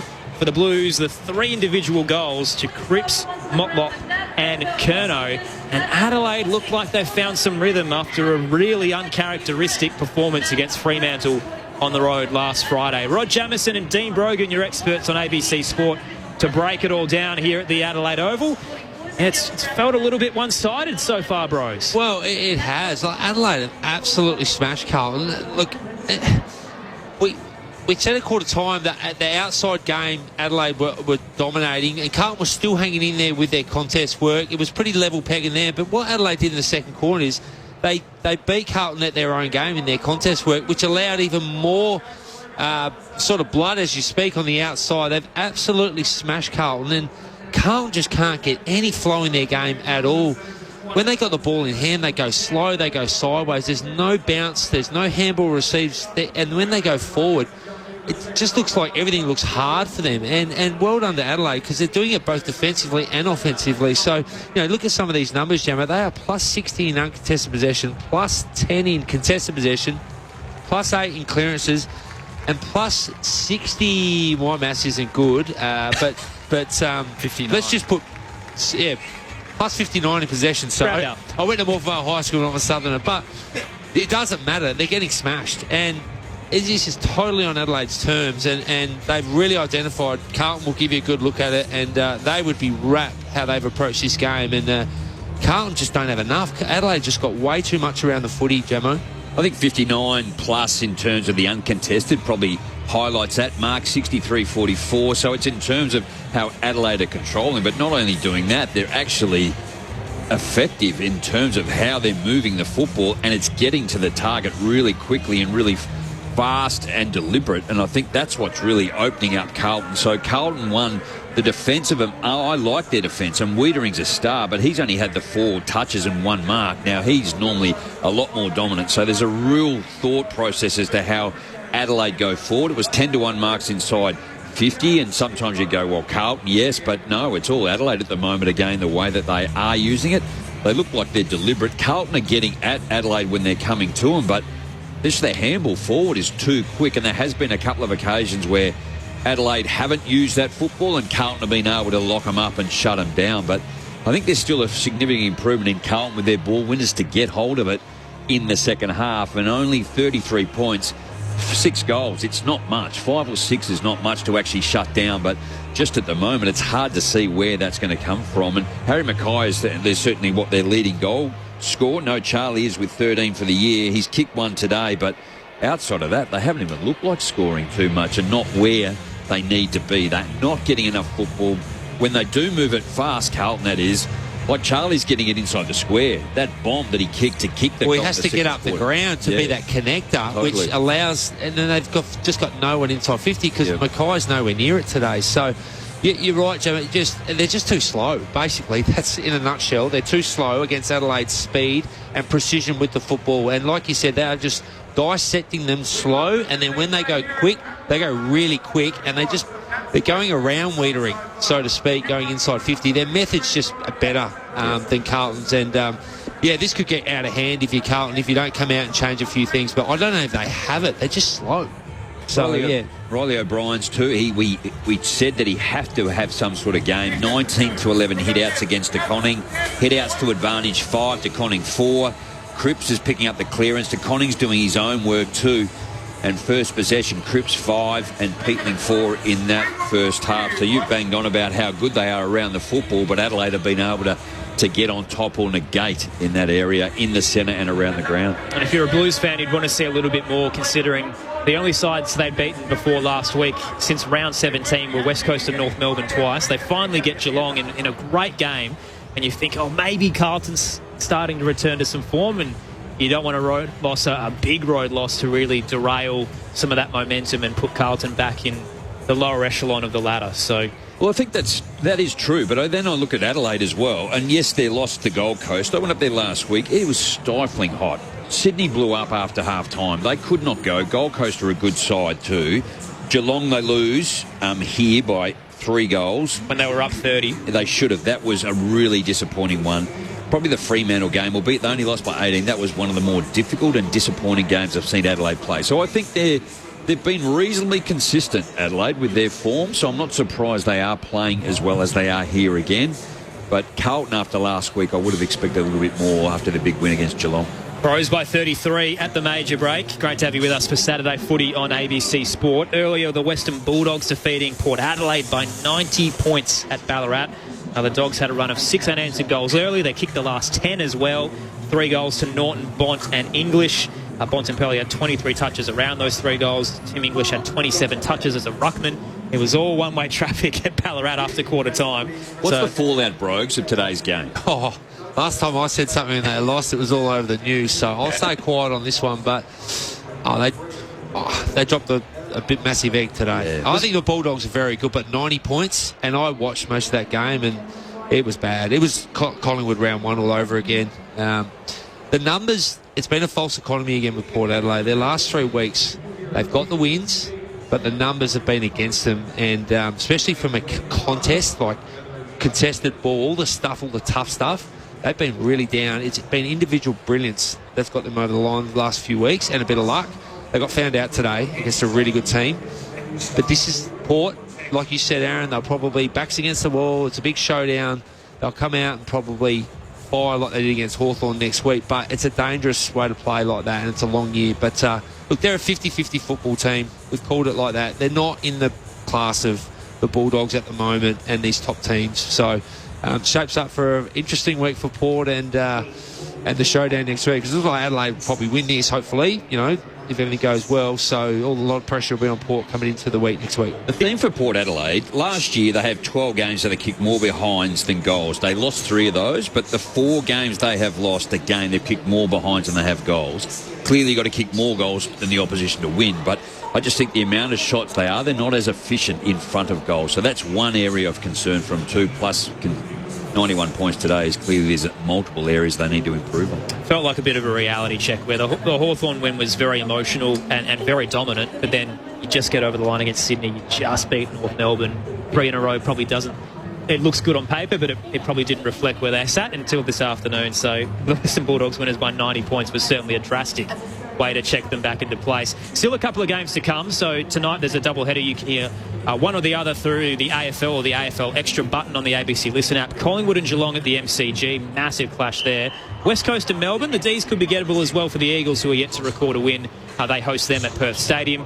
At 6 p.m. Eastern, we're going to drop off our local radio listeners to our election coverage around the country. So if you want to hear the end of Adelaide and Carlton here at the Adelaide Oval, and then one of the 2 night games between Collingwood and Geelong or West Coast and Melbourne, Sport Digital or the ABC Listen app are your alternatives to continue listening to the footy whilst the votes are being counted at the ABC political office. So you can hear our coverage of the election on local radio. You can hear all the AFL through Sport Digital and the ABC Listen app. I will run through some of the nitty-gritty of the earlier game and what's happening around the other codes in a moment's time. And, of course, your text, 0437 774 774. But for now, on ABC Radio, Sport Digital and the ABC Listen app, we can get the latest from the ABC newsroom.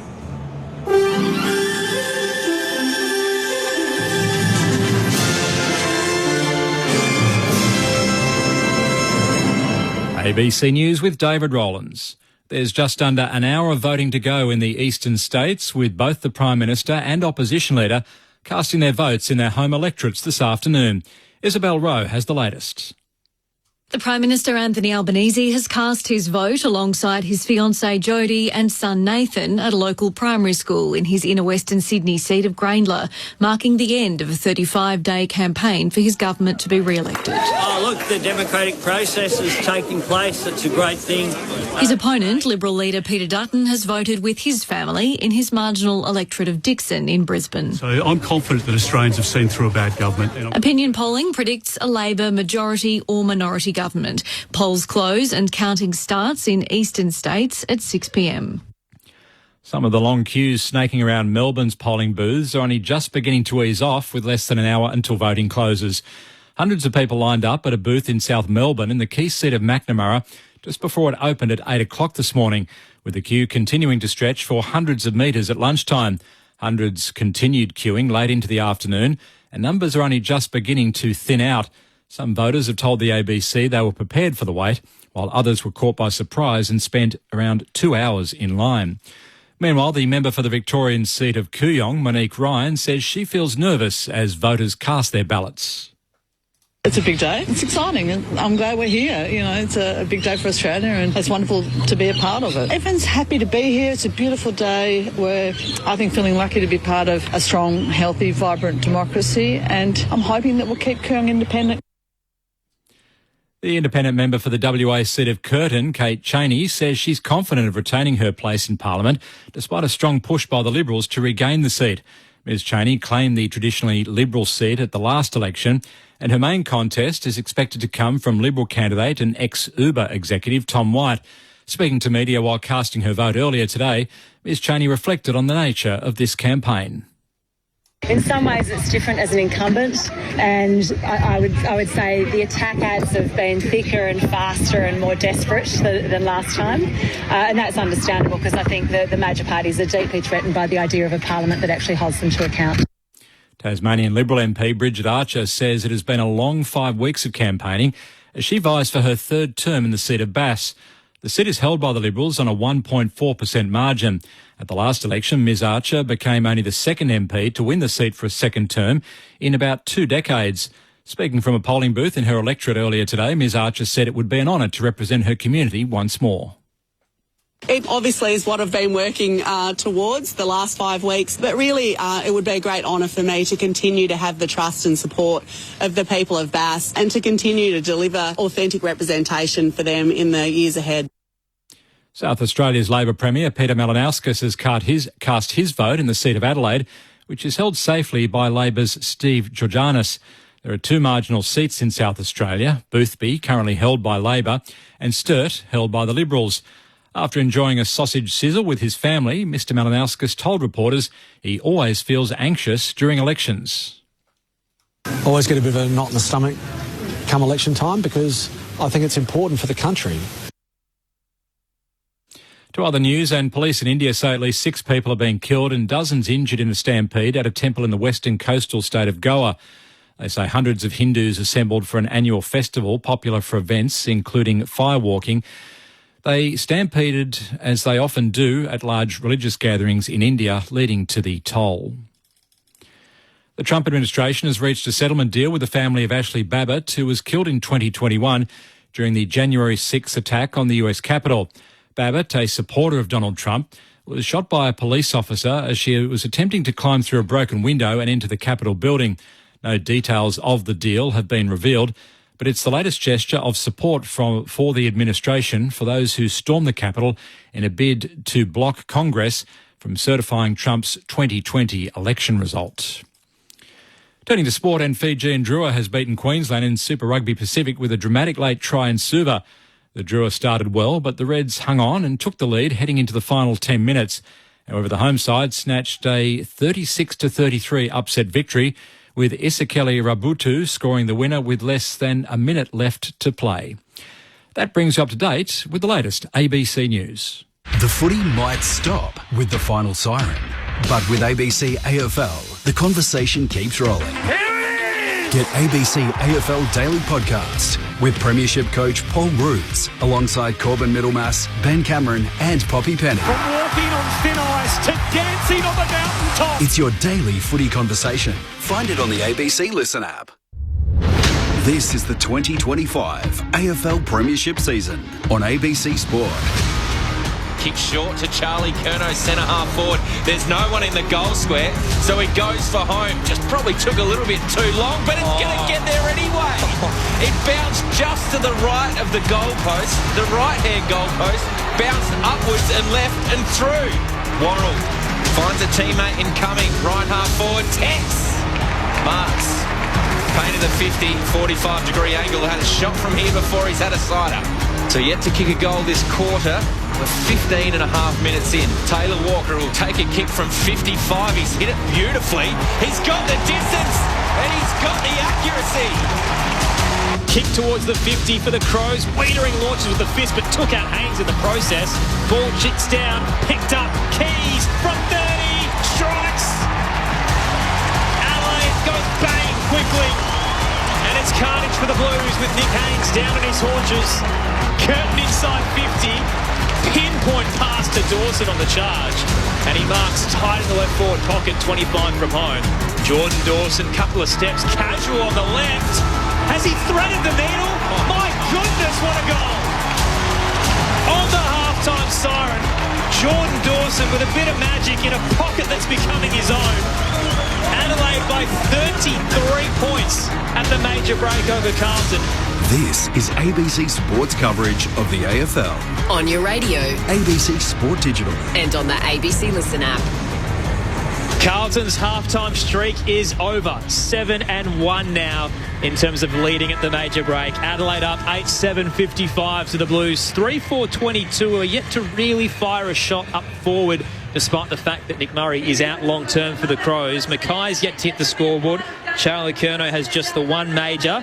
We'll see if the Blues can turn it around in the second half here at the Adelaide Oval. Great to have you with us for Saturday Footy on ABC Sport.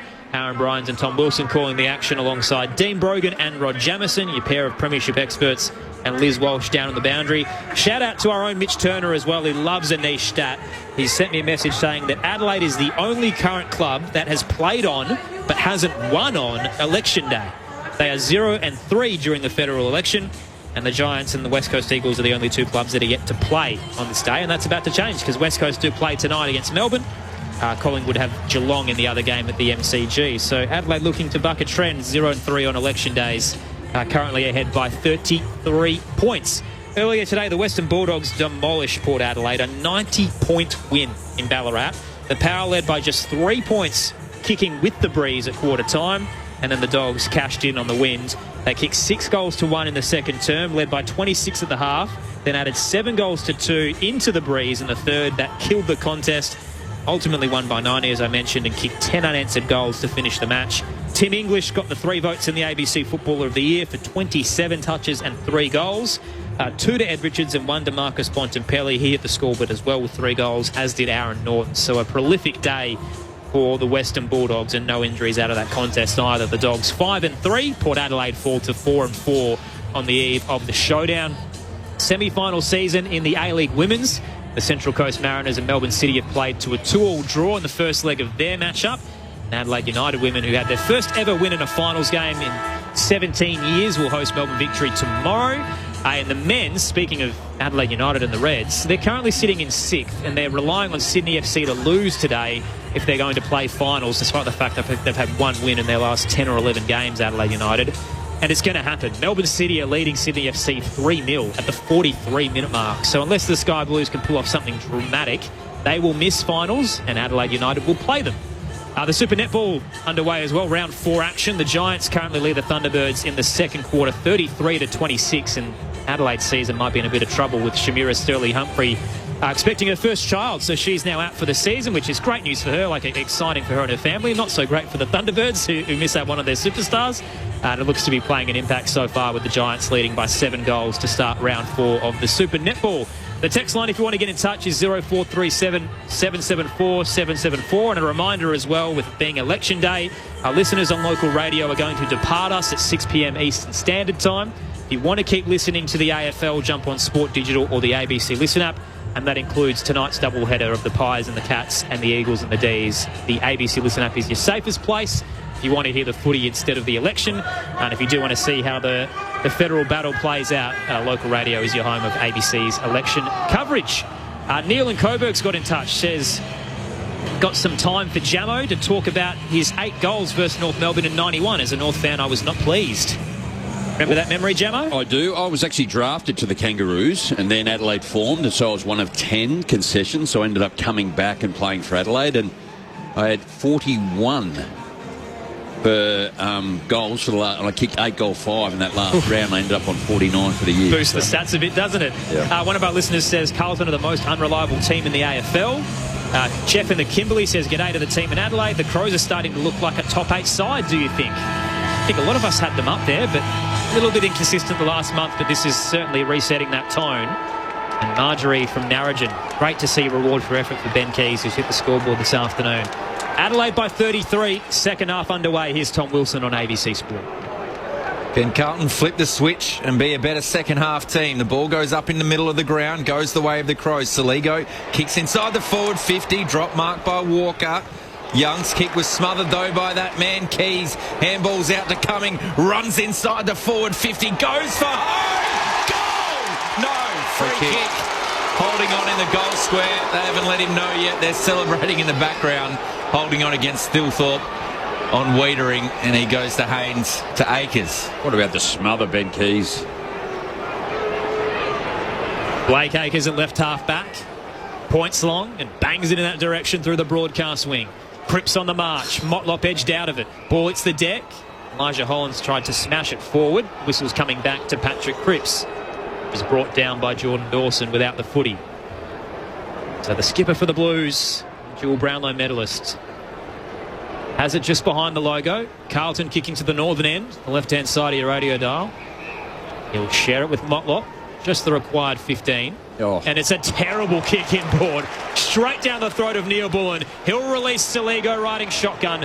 Millerer spots a target long. It's Thilthorpe on the march. Puts it in his path. Hand came in from Wiedering, and he stood his ground as well to reel the footy in and hack it out of there. It's a high ball. Akers tries to prevent Millerer from rising. Thrashed forward with the fist from Cumming. Walker head over it. Gives it to Saligo. Barges through Motlop. Hands it to Neil Bullen. 25 out. Unselfishly shares it across the goal face.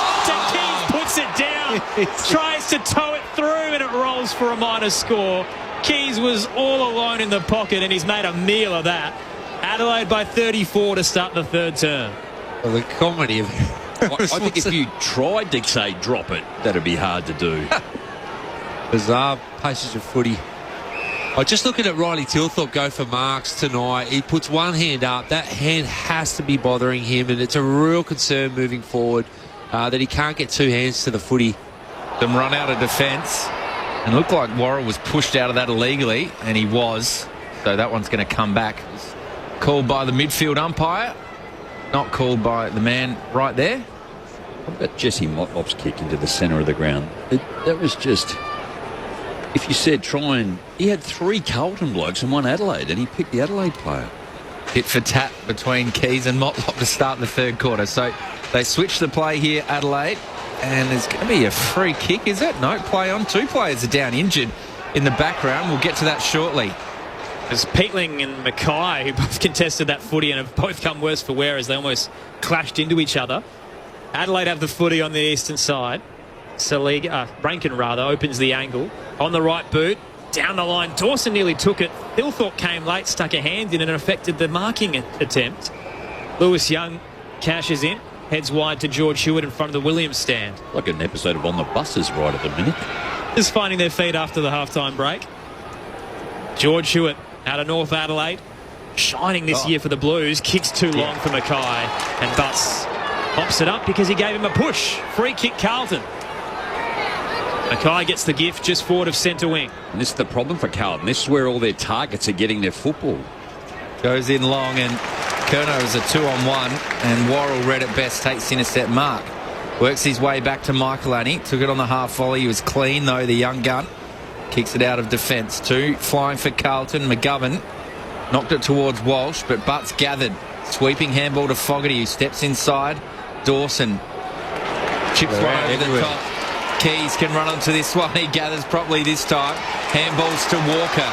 He handballs inside. That was a dangerous handball, but it's going to work out for Rankin. Runs around on his right foot. 2-on-1. Philthorpe can fly. Knocks it to ground. Haynes did well. Goes to fend off. Great tackle, Adam Sard. Holding the ball left back flank for Carlton, and Philthorpe's not happy about that, but that was brilliant defensive work from Sard. How good was that? He fended off, but he just grabbed that arm. Latched on. Wouldn't let go, Adam Sard. Relentless and gets the free kick for his efforts. Sard darts around Philthorpe, just adds a little bit of embarrassment as well to the punishment he delivered. Hands it across, and Chera low and hard forward to Cripps. Can give it off to Elijah Hollins. It's hard into the 50 and straight down the throat of Fogarty. Slide angle to the left, 20 out.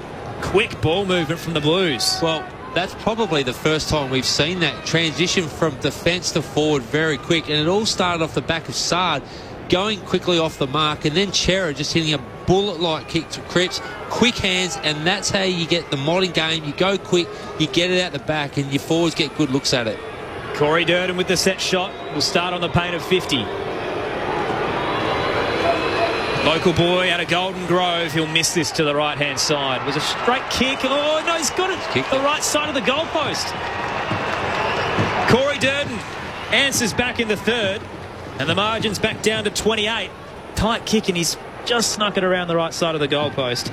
Carlton's 4th of the afternoon, 4-4-28 to the Crows, 8-8-56. 5 played, third term, Saturday footy on ABC Sport. Well, I'll give him the benefit of the doubt, but I don't know that Sard handball to Chera. I think he was in trouble, so he just gave it up, and then Chera under pressure just laced out, and it looked Paddy Cripps laced him, and then away they went. So, look, that is the way that they want to move it. They want to be with more intent, I would have thought, but they get the result only. The slingshot is the sort of what they're going to try and do, because as soon as it's slow and they're kicking, long and high, Crows are able to get the numbers back. So back in the middle of the ground, Carlton strike first in the second half. O'Brien towards Cripps. Koning. Dawson gathers, gets the handball to Peatling, kicks towards centre half forward. Getting hands on that was Alex Neil-Bullen, but cleverly from Mitch McGovern, socketed off the ground. Trying to claim the mark was Peatling, but Hewitt, I feel, had his hands on it first. So we'll have a ball up just on the circle of the centre circle, the outer circle, and we'll do it all again. Adelaide by 28. Costin to the air. O'Brien tried to thump it forward, and it falconed to Koning. Ricochets out towards Lord. Crutched by a couple of tackles. Ball rolls to Peatling. Brought down by Elijah Hollins. Ball up to come.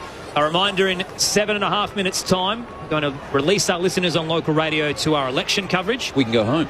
If you want to keep hearing the footy, we'll still be here, Jamo, on the ABC Listen app and Sport Digital. O'Brien taps it down. Was looking for Dawson, caught behind Lord. Quick kick forward. Paddling it. Curtin had Lewis Young all over him. Keeps going to the boundary line, and McGovern comes with the assist to bring down the youngster. Ball up inside Adelaide's 50, 45 from home. Well, intentional, unintentional, 8 miles to 3 this quarter in favour of Carlton. So ball up right half forward for Adelaide. To Koning and O'Brien. Bryan knocked it down and it went to Cripps, to Hewitt, to Doherty, to Lord, to the goal kicker and Durden, but his handball was astray. O'Brien gathers, gets it to Cumming, kicks inside the forward 50, Fogarty in front and marks on the chest. 45 out, 45-degree angle.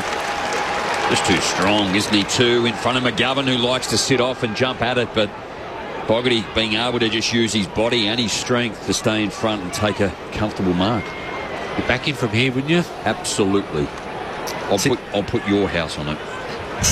Which one?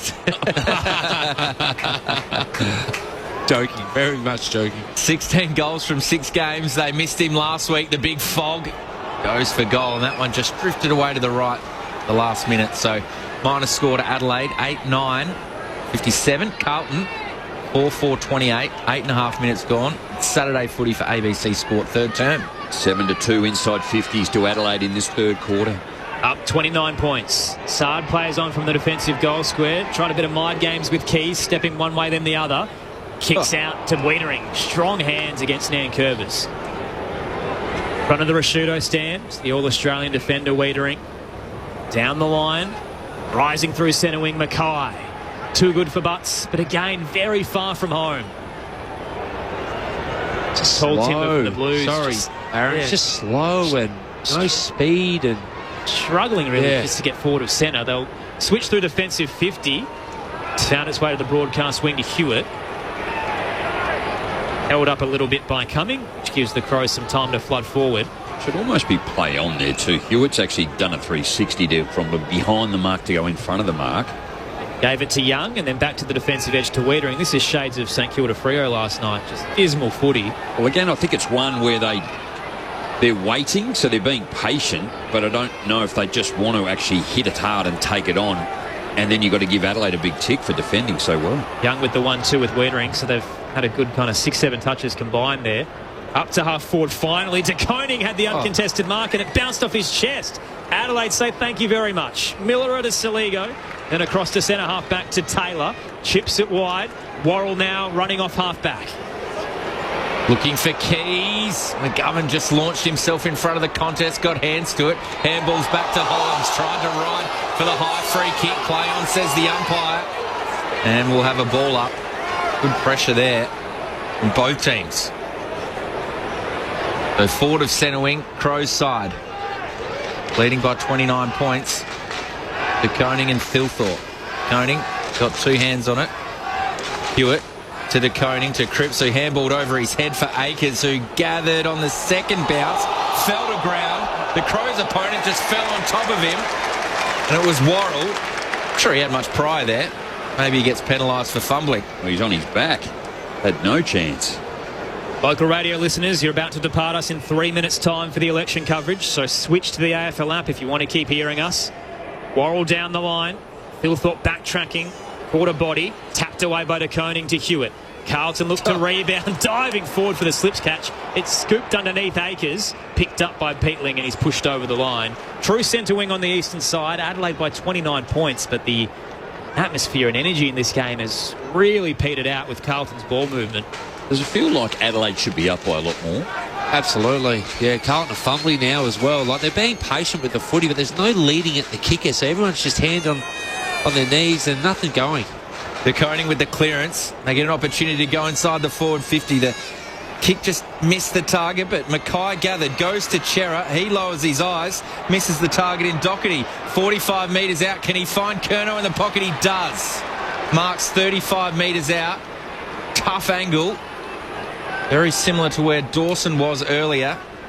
And also Motlop. So he's going to go the snap.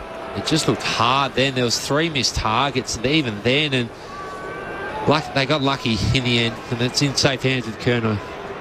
So Curnow looking for back-to-back goals here for Carlton to start the third quarter. Runs around, snaps, pulls it away to the left. We've all got no houses in the ABC. I've still got my one house, thanks, Jamo. Minus score to Curnow, 4-5-29, Carlton, Adelaide 8-9-57. You've been a swag on Moana Beach tonight. Adelaide to the broadcast wing, Michael Annie with the exit. Players converge, throw a blanket over them, shoots out towards Hewitt, gave it to Doherty's low curling ball into the 50. Trying to cut it off was Michael Annie, picked up by Lord. He flung it wide to Hewitt. No whistle. Walsh to Doherty into Hollins. They just made it work, but it wasn't 15. He's stopped and been tackled immediately and will get a ball up. 45 out. So Carlton did everything they could to force it forward and won't be rewarded.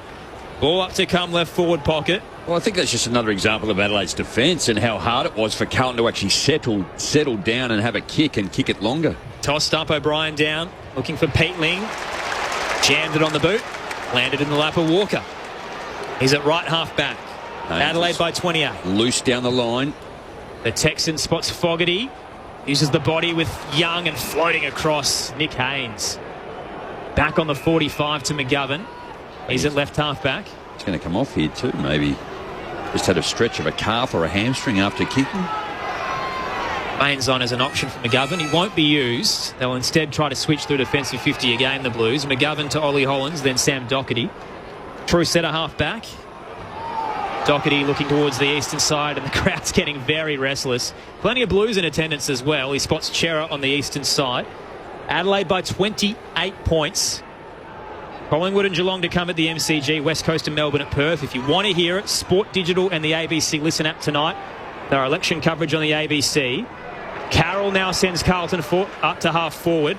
Marked by Mackay, too far out to score. Man on the mark's 52 out. For our listeners on ABC Local Radio, you are about to depart us to our election coverage on the ABC. If you want to hear the footy, jump on the Listen app. Mackay inside 50, and it's cut off by Taylor Walker, who takes the intercept mark in defensive 50. Just a bizarre entry by Mackay. He just put it up like a little 9-iron, but there was no Carlton player in sight, and Walker took an uncontested mark. Walker getting back to help his defence. Uncontested mark in the back 50, but Carlton just have no efficiency going inside 50. It's strange. It really is strange. You've got two big powerhouse forwards and you cannot get anything going forward. Far too nonchalant there, Mackay as well. Didn't really get back off the mark. Kicked a high ball. So Saligo gets a clearance, a short one. He kicked a high one. It was knocked back towards Dawson. He's clean. Gets it to Neil Bullen, to Rochelle. In space is Keys. It's perfectly paced. And he marks this one. Even with the pressure of Matty Carroll coming back, Keys will have a set shot 20 metres out directly in front. I think at worst it probably would have been a free, wouldn't have been front-on contact. Well, I would be reluctant to put my house on this kick, albeit he's 20 out. However, there's only one way to get your house back, Jamo. I'll put two houses on it. Jamo's got more than one house, let me tell you, fellas. Ben Keys lining up for the Crows first of the second half. Trots in, kicks it, he's got two. And a response from the Crows. Their inside 50 dominance pays off. They go to 9-9-63. Carlton 4-5-29. 15 minutes gone, third quarter. Liz Walsh on the boundary. I don't want to jinx anything, but the benches have been quite quiet injury-wise so far today, which means both subs are still in play for both the teams. So on election night, I wonder when the clubs will elect to use them. Very good. Lockie Cowan is the sub for Carlton, and Sam Berry, he would love to get into this game. I think it'd be set up and made for him, just a contest around the ground. But once again, Riley O'Brien in the ruck here wasn't on the halfback. He's been good. Yeah. He's been really good against, as we call it, probably the best ruckman in the comp. He's been really good tonight, Rob. Back to an equal game high, 34-point lead for the Crows. Beautiful bounce in the middle. Neither ruck jump.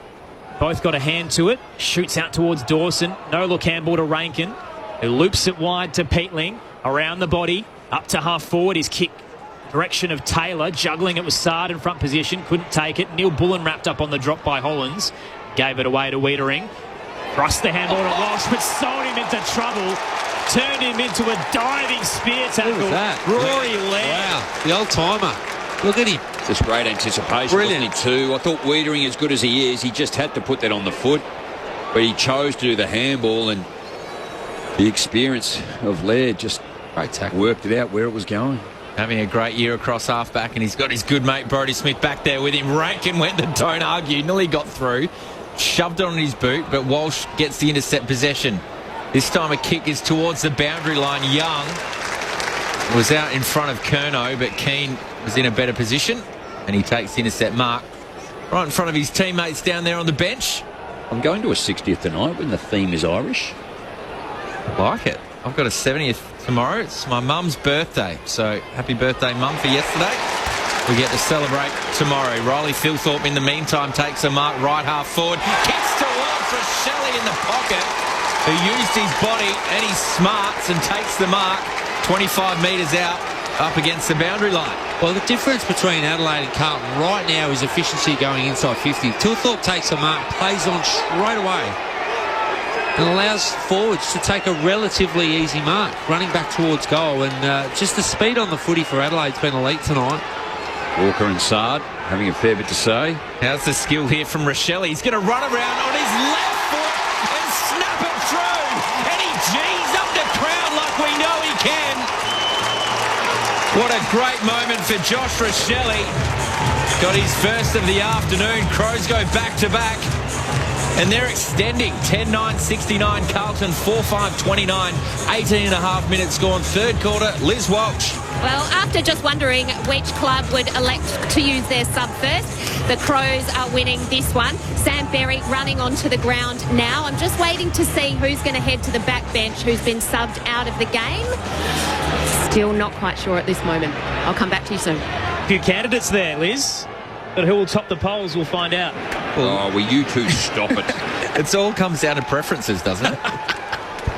Crows by 40. Just quickly on that Walker and Sard incident as well. So Tex getting stuck into the veteran and Sard turned around and said chirp, chirp, and made a little bird mouth with his hands. I think Walker will be chirping if they're up by 40 points. I don't think he'll be silencing anytime soon. Tossed up. O'Brien down, only found Shearer. Quick kick to the 50 for the Blues. Durden forced to spoil against Laird. Ricocheted to Fogarty. Gave it out to White. Hands it to Lord. They're backtracking the Blues. Cripps on the paint of 50. Sold the candy. Back to Lord. Lowers the eyes. Excellent entry to Durden, who marks 25 out. Tight angle to the left. Well, I don't know if I concur with the excellent entry, but they worked hard to do it, wasn't it, too? Again, the pressure from Adelaide was exceptional. They had to do a number of short handballs, players running in all different directions, but it was just smart, wasn't it, by Lord to make the right decision. Corey Durden, Central District's product. Again, kicks it tight on the right goalpost, and again he snuck it through. 2 goals for the evening.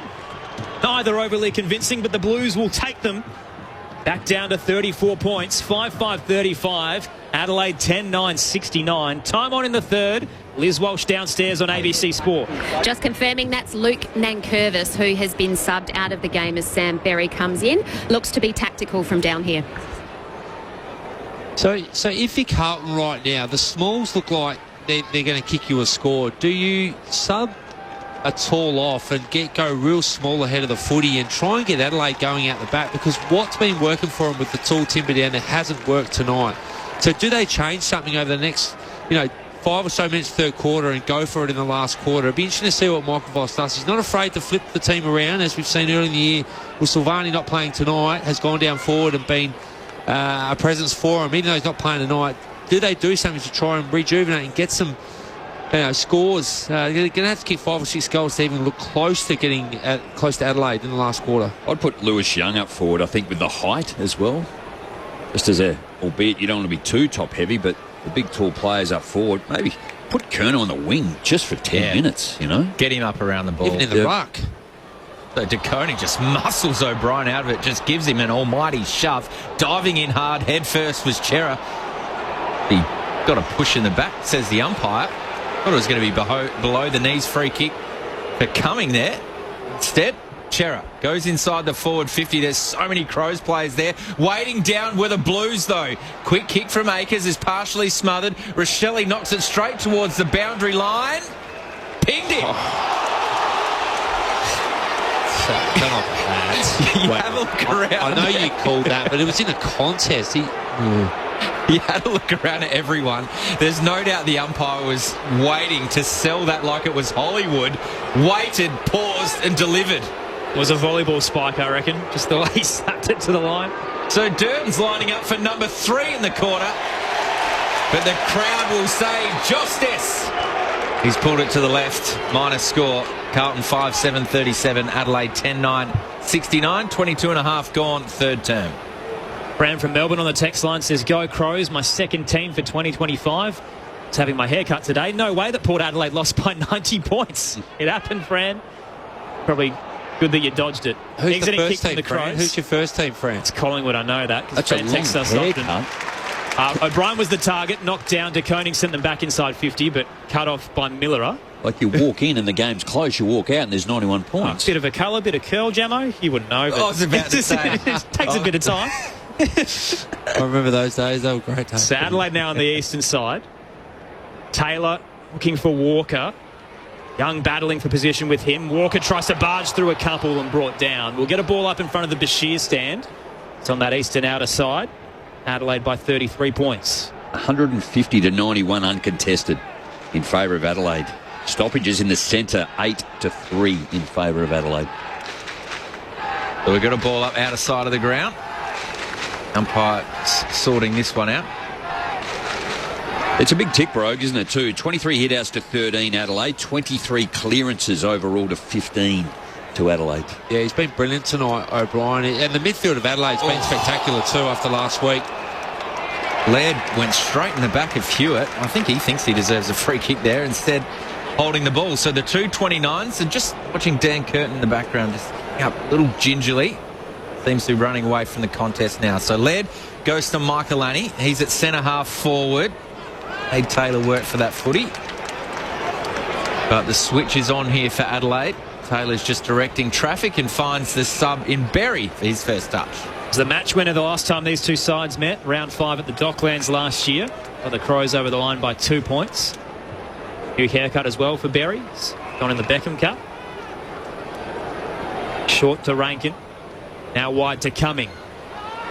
Forward to the benches. He sends Adelaide inside 50 to Corning with a monster hanger. Oh, no. They're not going to give it to him because it's a free kick to Wiedering.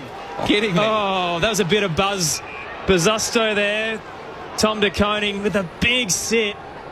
Channeling one of the famous Navy Blues. Didn't get the footy, and Wiedering's kick is cut off by Cumming. Oh, that's disappointing. That could have been mark of the year. Cumming at right half forward. Sends Adelaide back in. Same spot, right forward pocket. Rising and clunked. Jordan Dawson had it, and Thilthorpe ripped it away from him. Dawson looked at him and says, "What are you doing?" He'll give it to the skipper, and Jordan Dawson will get the set shot. How often do you see Jordan Dawson do that? Whether it's in the back line or forward, he's just got this uncanny. He plays very tall and takes a lot of those type of marks. Well, it's a weapon, isn't it, for him? He's a midfielder, he's a winger, he's a half-backer, but he can also play forward, and that's what makes him pretty special. And well done by Ryder. So give it to the captain and keep moving, son. It's got a menacing glare, and he certainly stared Thilthorpe down. He's mental business tonight. Jordan Dawson. Dawson comes in from 30 on the left and puts it through into the Riverbank stand for 3. Hands in the air, he celebrates with his teammates. Jordan Dawson, what a night he's putting together. 19 touches, 3 goals, and we've still got a quarter to come. Adelaide's up by 39 points. 11-9-75 to the Blues. 5-6-36. Saturday footy on ABC Sport with Premiership stars Rod Jamieson and Dean Brogue. It was becoming or looking towards being insurmountable for Carlton, isn't it, too? They just can't find anything in the midfield. They need a huge lift in that area. George Hewitt, 21, Cripps, 20. It's the same players they continue to rely on. Chera, 17, De Koning, 15 in the ruck, but he is getting beating. 27 hit-outs to 12 for Tom. That's probably the first game that he's actually struggled and beaten in that area, and then they just cannot find a target up forward. Certainly competing very well. Riley O'Brien, 39-point margin to the Crows. Peatling gathers, kicks it towards centre-half forward, bouncing ball. Rankin looked to have been held by Sard. Handballs to his partner in crime. Rochelle! He can finish again! Look at the celebration from the young gun.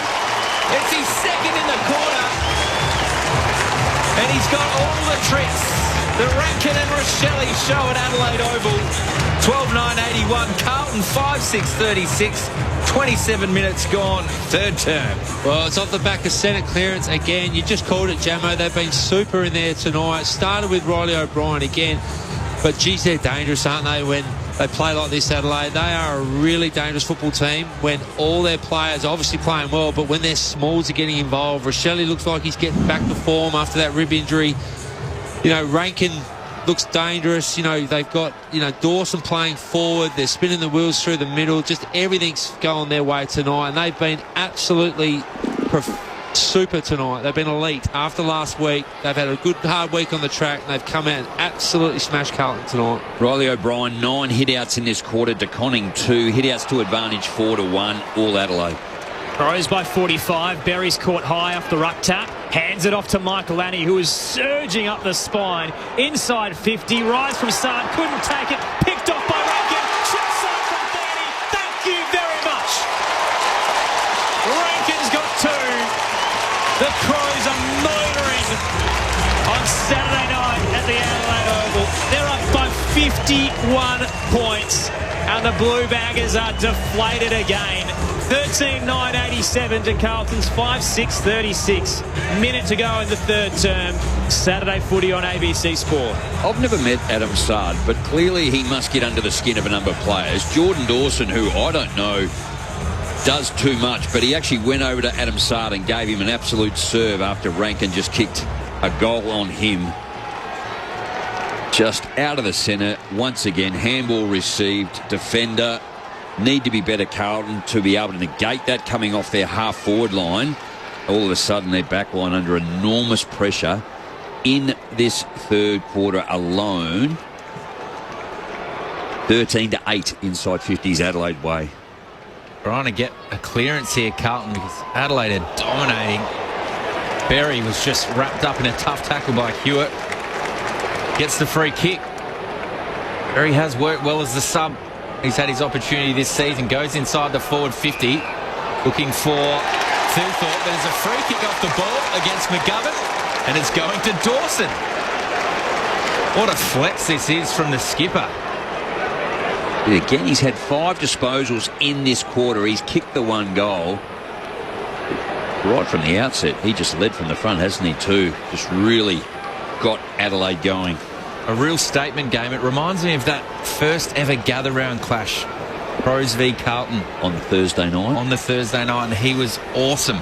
3 Brownlow votes. Lining up for number 4, the skipper. That one's bending around. Just couldn't bring it back from the left. Minus score. So the skipper has 3. His first blemish. 13-10-88. Carlton 5-6-36. The shot down there on the bench. Michael Voss getting a few more frown spots, that's for sure. Crows lead it by 52 points. First half upstairs in the box. Now he's made his way down to the bench. Knocked off West Coast, North Melbourne, and then the big win over the Cats last week by 18 points. And it's all unravelling here at the Adelaide Oval. Carlton down 52 points heading into the final change. 13-10-88 Adelaide lead Carlton 5-6-36. It was a monstrous third term, and Jordan Dawson has led the charge. 20 touches and 3 goals by the skipper, Liz Walsh, downstairs. Just you guys have got that absolutely correct, that midway through that third term when the Crows were really piling on the goals, Michael Voss came down, stood on the bench talking to his assistant coaches. Really, they look to be scratching their heads a little bit with the way the Crows are playing. Frustrations for the Blues. It devalues everything they've done over the last 3 weeks. Their performance tonight. They've got to play St Kilda on Friday to continue, and then Sydney and the Giants before their bye, so it doesn't get much easier. The Crows, meanwhile, are turning towards a showdown in better form than we saw last Friday against the Dockers. 52 points is their lead. Got a doubleheader still to come. Collingwood and Geelong at the MCG. West Coast and Melbourne at Perth Stadium. You can pick your poison on the ABC Listen app through the AFL and AFL Extra buttons. It is great to have you with us on election night on Sport Digital and the ABC Listen app. This is Saturday Footy on ABC Sport. The footy might stop with the final siren, but with ABC AFL, the conversation keeps rolling. Get ABC AFL Daily Podcast with Premiership coach Paul Roos alongside Corbin Middlemass, Ben Cameron and Poppy Penny. From walking on thin ice to dancing on the mountaintop. It's your daily footy conversation. Find it on the ABC Listen app. This is the 2025 AFL Premiership season on ABC Sport. Gets it to Neil Bullen, to Rochelle. In space is Keys. It's perfectly paced. And he marks this one. Even with the pressure of Matty Carroll coming back, Keys will have a set shot 20 metres out directly in front. Ben Keys lining up for the Crows first of the second half. Trots in, kicks it. He's got 2. Riley Thilthorpe in the meantime takes a mark right half forward. Kicks towards Rochelle in the pocket, who used his body, and he smarts and takes the mark. How's the skill here from Rochelle? He's going to run around on his left foot, can snap it through. And he cheese up the crowd like we know he can. Coming at right half forward, sends Adelaide back in. Same spot, right forward pocket. Rising and clunked. Jordan Dawson had it and Philthorpe ripped it away from him. Dawson looked at him and says, "What are you doing?" He'll give it to the skipper and Jordan Dawson will get the set shot. Dawson comes in from 30 on the left and puts it through into the Riverbank stand for 3. Rankin looked to have been held by Sard. Handballs to his partner in crime. Rochelle! He gets back again! Look at the celebration from the young gun. It's his second in the quarter. And he's got all the tricks. Inside 50, rise from Sard, couldn't take it, picked off by Rankin. Thank you very much. Rankin's got 2. The Crows are motoring. This is ABC Sports coverage of the AFL. On your radio. ABC Sport Digital. And on the ABC Listen app. 3 red time goals in 3 minutes for the Crows, and the Blues winning bubble has burst. Adelaide up 52 points at the Adelaide Oval and set for a monster victory to get their season back on track. Still plenty to come tonight on ABC Sport Digital and the ABC Listen app. West Coast look for their first win of the season against Melbourne in Perth. First time they've ever played on a federal election night as well, the West Coast Eagles. Over at the MCG, blockbuster clash between a couple of top 4 hopefuls, Collingwood and Geelong. Star-studded team as well. Mick Malthouse and Chad Wingard part of the call alongside Lauren Borden. And Matt Clincher can join us now for a preview. Clinchy. It's the question, who can stop Collingwood in 2025? The Ladder Leaders have won their past 6 games since losing in opening round to the Giants, while the Cats loom as a top 4 contender. They'll be looking to bounce back after their 18-point loss to the Blues last week. Now 4 wins and 3 losses. No Tom Stewart tonight or Brian Myers. Mitch Duncan will play his first game of 2025. He is just 3 games away from 300 games. Captain Darcy Moore returns for the Magpies, having overcome that ear injury and vertigo, while Lockie Schultz comes back after a hamstring injury, and Mason Cox gets his first crack at replacing Dan McStay. So no Jeremy Howe, who's also been managed for the Magpies tonight.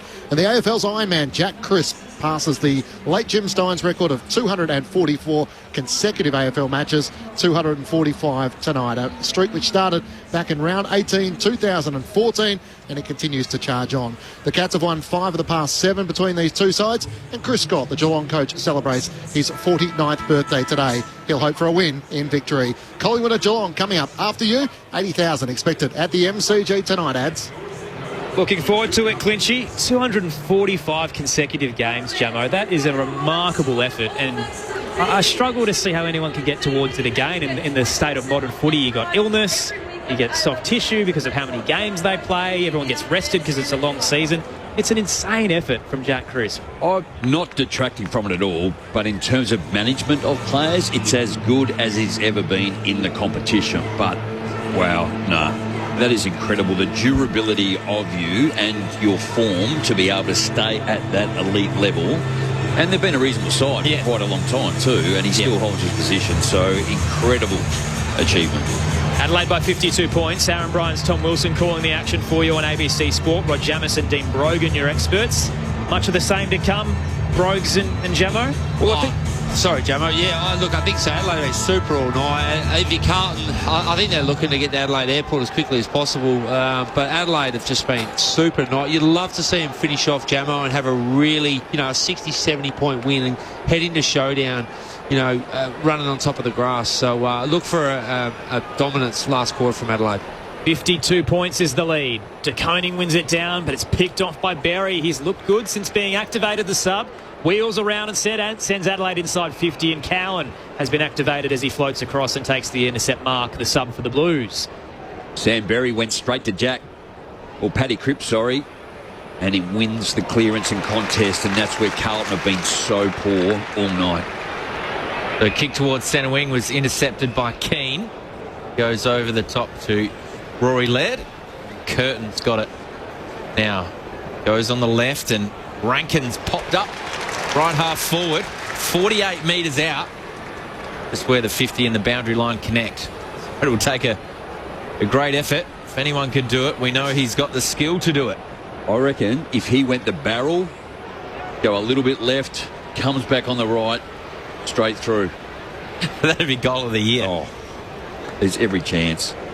Or he fakes on the man on the mark. That's around him. He's more liable to fake on the mark and do something spectacular like that, or just laid up at the top of the square. Isaac Rankin, he's taken his full 50. He's gone a high drop punt. Looks like it's getting pretty close, but went away to the right at the last moment. So we get a minus score. So the first score goes to the Crows. They're 13-11-89, 5-6-36 Carlton in this last quarter. Quickly down to the boundary. Yeah, Lachlan Cowan has come into the game for Carlton, subbed in for Lockie Fogarty, who is out as a tactical sub. The Blues tried to go straight up the corridor. Didn't work. Adelaide with Miller out wide to Cumming. Back inside 50 for the home side. Rising as Walker. Fist came in. Whistle. Free kick. Carlton for a hold. They won't waste any time. At least they tried not to with the quick exit. It'll be brought back. Nick Haynes will hand it to Adam Sard and he'll go for a run. So they're still hungry and hopeful even though they're down 52. They want to go straight up the middle again. Sard with the 1-2 with Ollie Hollands. Then out wide to McGovern, down the line, presenting. Will White gives it off to Cripps. It's good ball movement. End-to-end the Blues, rising young, and it's knocked away from Worrell towards the boundary line.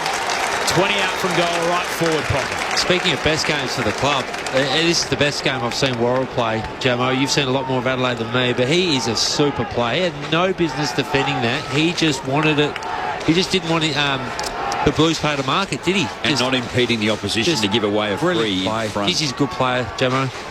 The Coney knocks it down, rove by Walsh, steps inside, now snaps on goal but pulls it away to the left. So far left that it bounced inside the plate and then rolled out over the boundary line. We'll get a throw in left forward pocket. But just even that play by the Blues, the kick just needed to be better by Cripps. It wasn't flat. Yeah. It was like a chip sort of kick which allowed Worrell to defend it, whereas Adelaide on the other hand, they dart those kicks to their forwards. That's an easy mark. Tossed into Koning at the ball drop. Couldn't control it as he tried to take the footy. Miller picks his pocket and gives it to Laird. The exit looking for Walker. Knocked away from him, but it bounces back towards the Texan. Tried to get it to Keys. Caught behind Hollands and he took him over the shoulder. Free kick Carlton, the milestone man, who was born in South Australia alongside his brother Elijah with Ben Hollands playing for West Adelaide. Central kick to Cowan. Didn't quite hit the mark. Ricochets out to Berry, paddles it to Neil Bullen, looked for the fend off, but Cowan stuck the tackle. Ball pops out to the Blues, wide inside 50. Young presents, knocked away by Worrell over the shoulder. Free kick to Carlton, 35 out.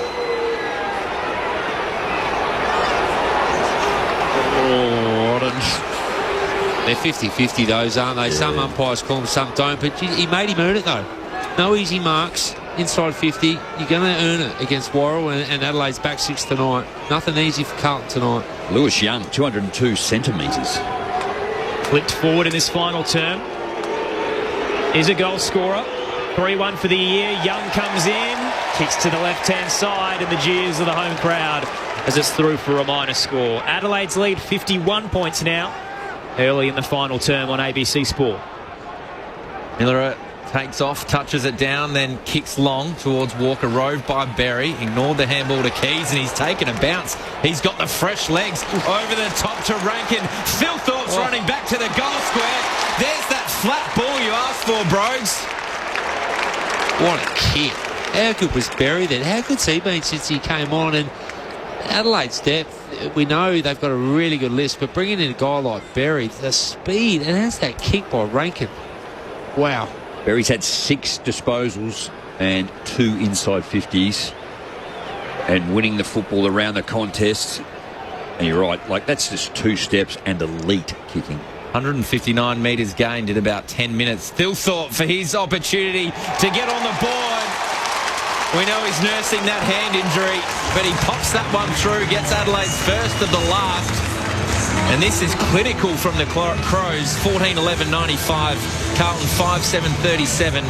5.5 minutes gone first, fourth term. 8 goal scorers for Adelaide. And just, I mean, their kicking efficiency has been elite all night.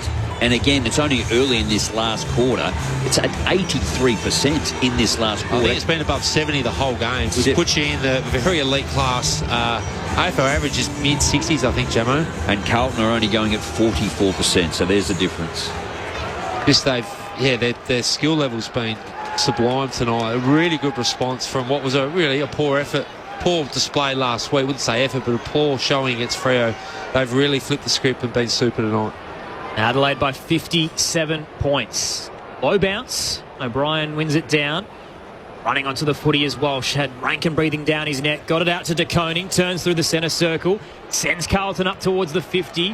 White's on the charge. Out to meet it is Keane, and he brushes off the youngster. Little 1-2 for the Crows with the Laird. And the Irishman up the broadcast wing. Kick a bit wide.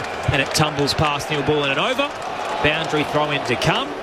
Adelaide up 57 points. A total role reversal of the other South Australian club, Port Adelaide, who lost by 90 points earlier today to the Western Bulldogs. The Crows might have an emphatic win of their own. I think they were 57 down at three-quarter time. Boundary throw in. O'Brien knocks it down. Walsh had Rankin as company. Hands and knees is De Koning. Fetches a handball out to Hewitt. Kicks from centre wing. Leading out was Michael Annie in front of Durden. Fists it down. Coming gathered.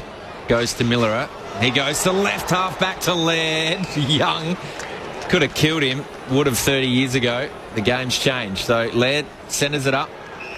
Gone about 40 metres back here, Adelaide. Miller has got it again. Just really spreading the defence, or Carlton all around the ground. They kicked out towards centre wing, towards Rochelle, roved by Michael Annie. Handball over the top from Curtin. Rochelle's there, gathered, stepped inside, took too long holding the ball.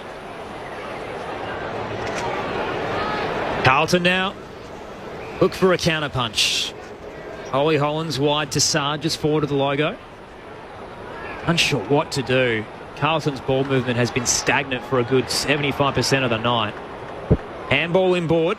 Hewitt turns off a step, places it to Ollie Hollands, who'd floated up to centre half forward. Bang, there's two there, and he missed the kick. He's tumbled it. Clean pickup, though, by Walsh, who gave it to Lord. Kick central, it wasn't 15. Lewis Young under a bit of pressure now. He'll send it wide to left half forward. Mark taken by Elijah Hollands. Just inside the paint of 50. And he'll think about his set shot here. Elijah Hollands. They were inside 50. Now they're outside 50. Well, that's where they've let themselves down, isn't it, too? Just those two options, had to lace it out. Adelaide have been able to do it all night. Carlton just tried to get it in quick along the ground, and here we are. Quite a night for Elijah Hollands after an equal career high 25 touches. This will be his 11th kick. It's going to fall short, and it's wide across the face. Flying back with the fist is Isaac Cumming, and he knocks it through for a minor score. Adelaide's lead down to 56 points. 8 played in the final term. Saturday footy on ABC Sport. Rod Jamieson and Dean Brogan, your experts. Brodie Smith plays on from the kick in. Out wide towards Curtin, who flies. Michael Annie gathered cleanly. Alex Neil-Bullen, who was so big in that first half, to Rankin to Rochelle. What a combo they've been today. Short pass to Fogarty. He wants some runners around him. Just going to have to run back off the mark at centre wing. It's moving the ball so cleanly and quick. You've got options both in front and behind. They go behind the Laird. Miller up. Possession number 24. Switches it all the way to Jordan Butts. His first game of the year. Keys now left half forward, and popping up on his own is Zach Taylor. How does that happen? Oh, that's poor from Carlton. They just did not man up on anybody then. And Adelaide, this is like a training drill. That passage of play was literally a training drill. And the difference is, Jamo, is that they move the ball quick, not so much by the feet. It's the speed they move the ball. Taylor Walker was trying to get the handball from Zach Taylor. Why can't he do that? Because he ran in between the mark. If he went around the outside, he would have been fine there. So Taylor going to take a kick from about 50 metres out. 45-degree angle. Plays on. Ran to the side and tried to bring it back. It's not going to go the journey. Phil Thorpe flies. Hollands, he fumbled in a dangerous position, but Walsh gets him out of trouble. His quick kick out, though, finds Michael Annie. He marks 35 metres out. 45-degree angle away to the right. Yeah, they just haven't been able to exit their defence cleanly or smoothly or consistently tonight, Carlton. Adelaide's defence has been exceptional. Mark number 10 for Michaelani. The possession number 23.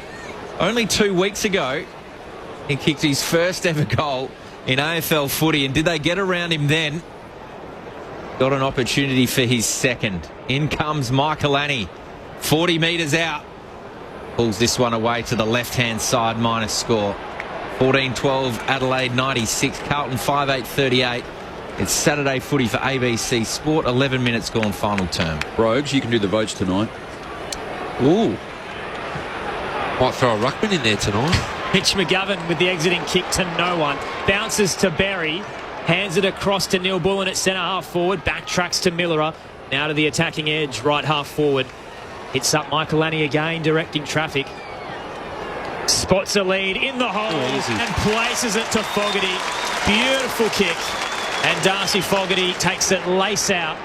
30 from home, slide angle to the right. I'll start the bar. So I think Carlton waving the white flag. That was way too easy. And when I say the ball's moving quick, Adelaide are just, the ball's in flow. The ball just keeps moving. It's not so much all the running.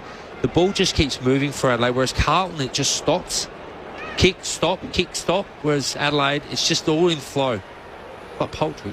Darcy Fogarty on return from a sternoclavicular joint injury. Kicks straight over the goal umpire's hat. 2 for the Fog. Right back into his career best form. They're up by 64, the Crows. And they raise the bat once again in season 2025. The scoring machine in the AFL right now. Adelaide strikes again. 15-12, 102 to 5-8-38. 12 played final term.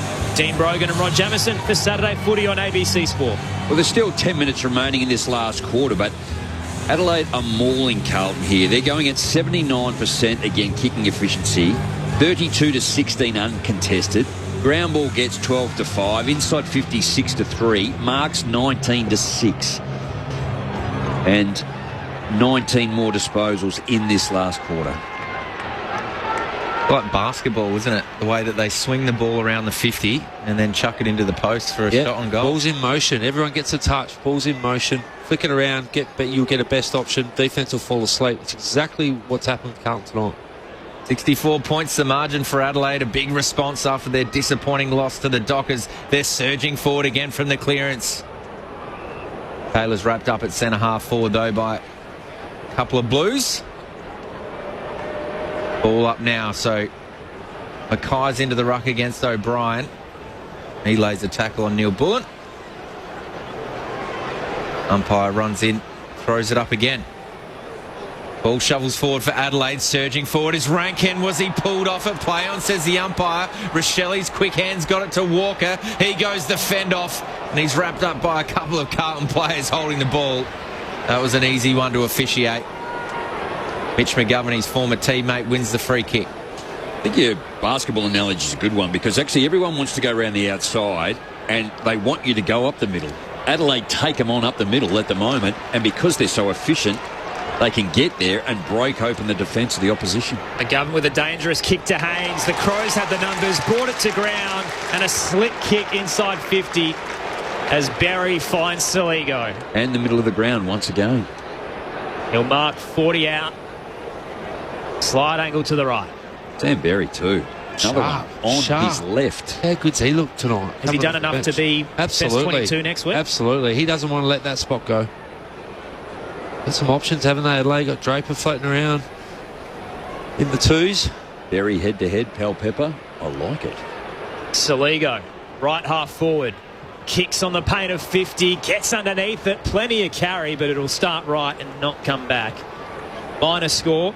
Adelaide up by 65 points. Liz Walsh downstairs. As you'd expect, it's the tale of two benches down here. The Crows players are up and about, high-fiving each other, laughing on the bench.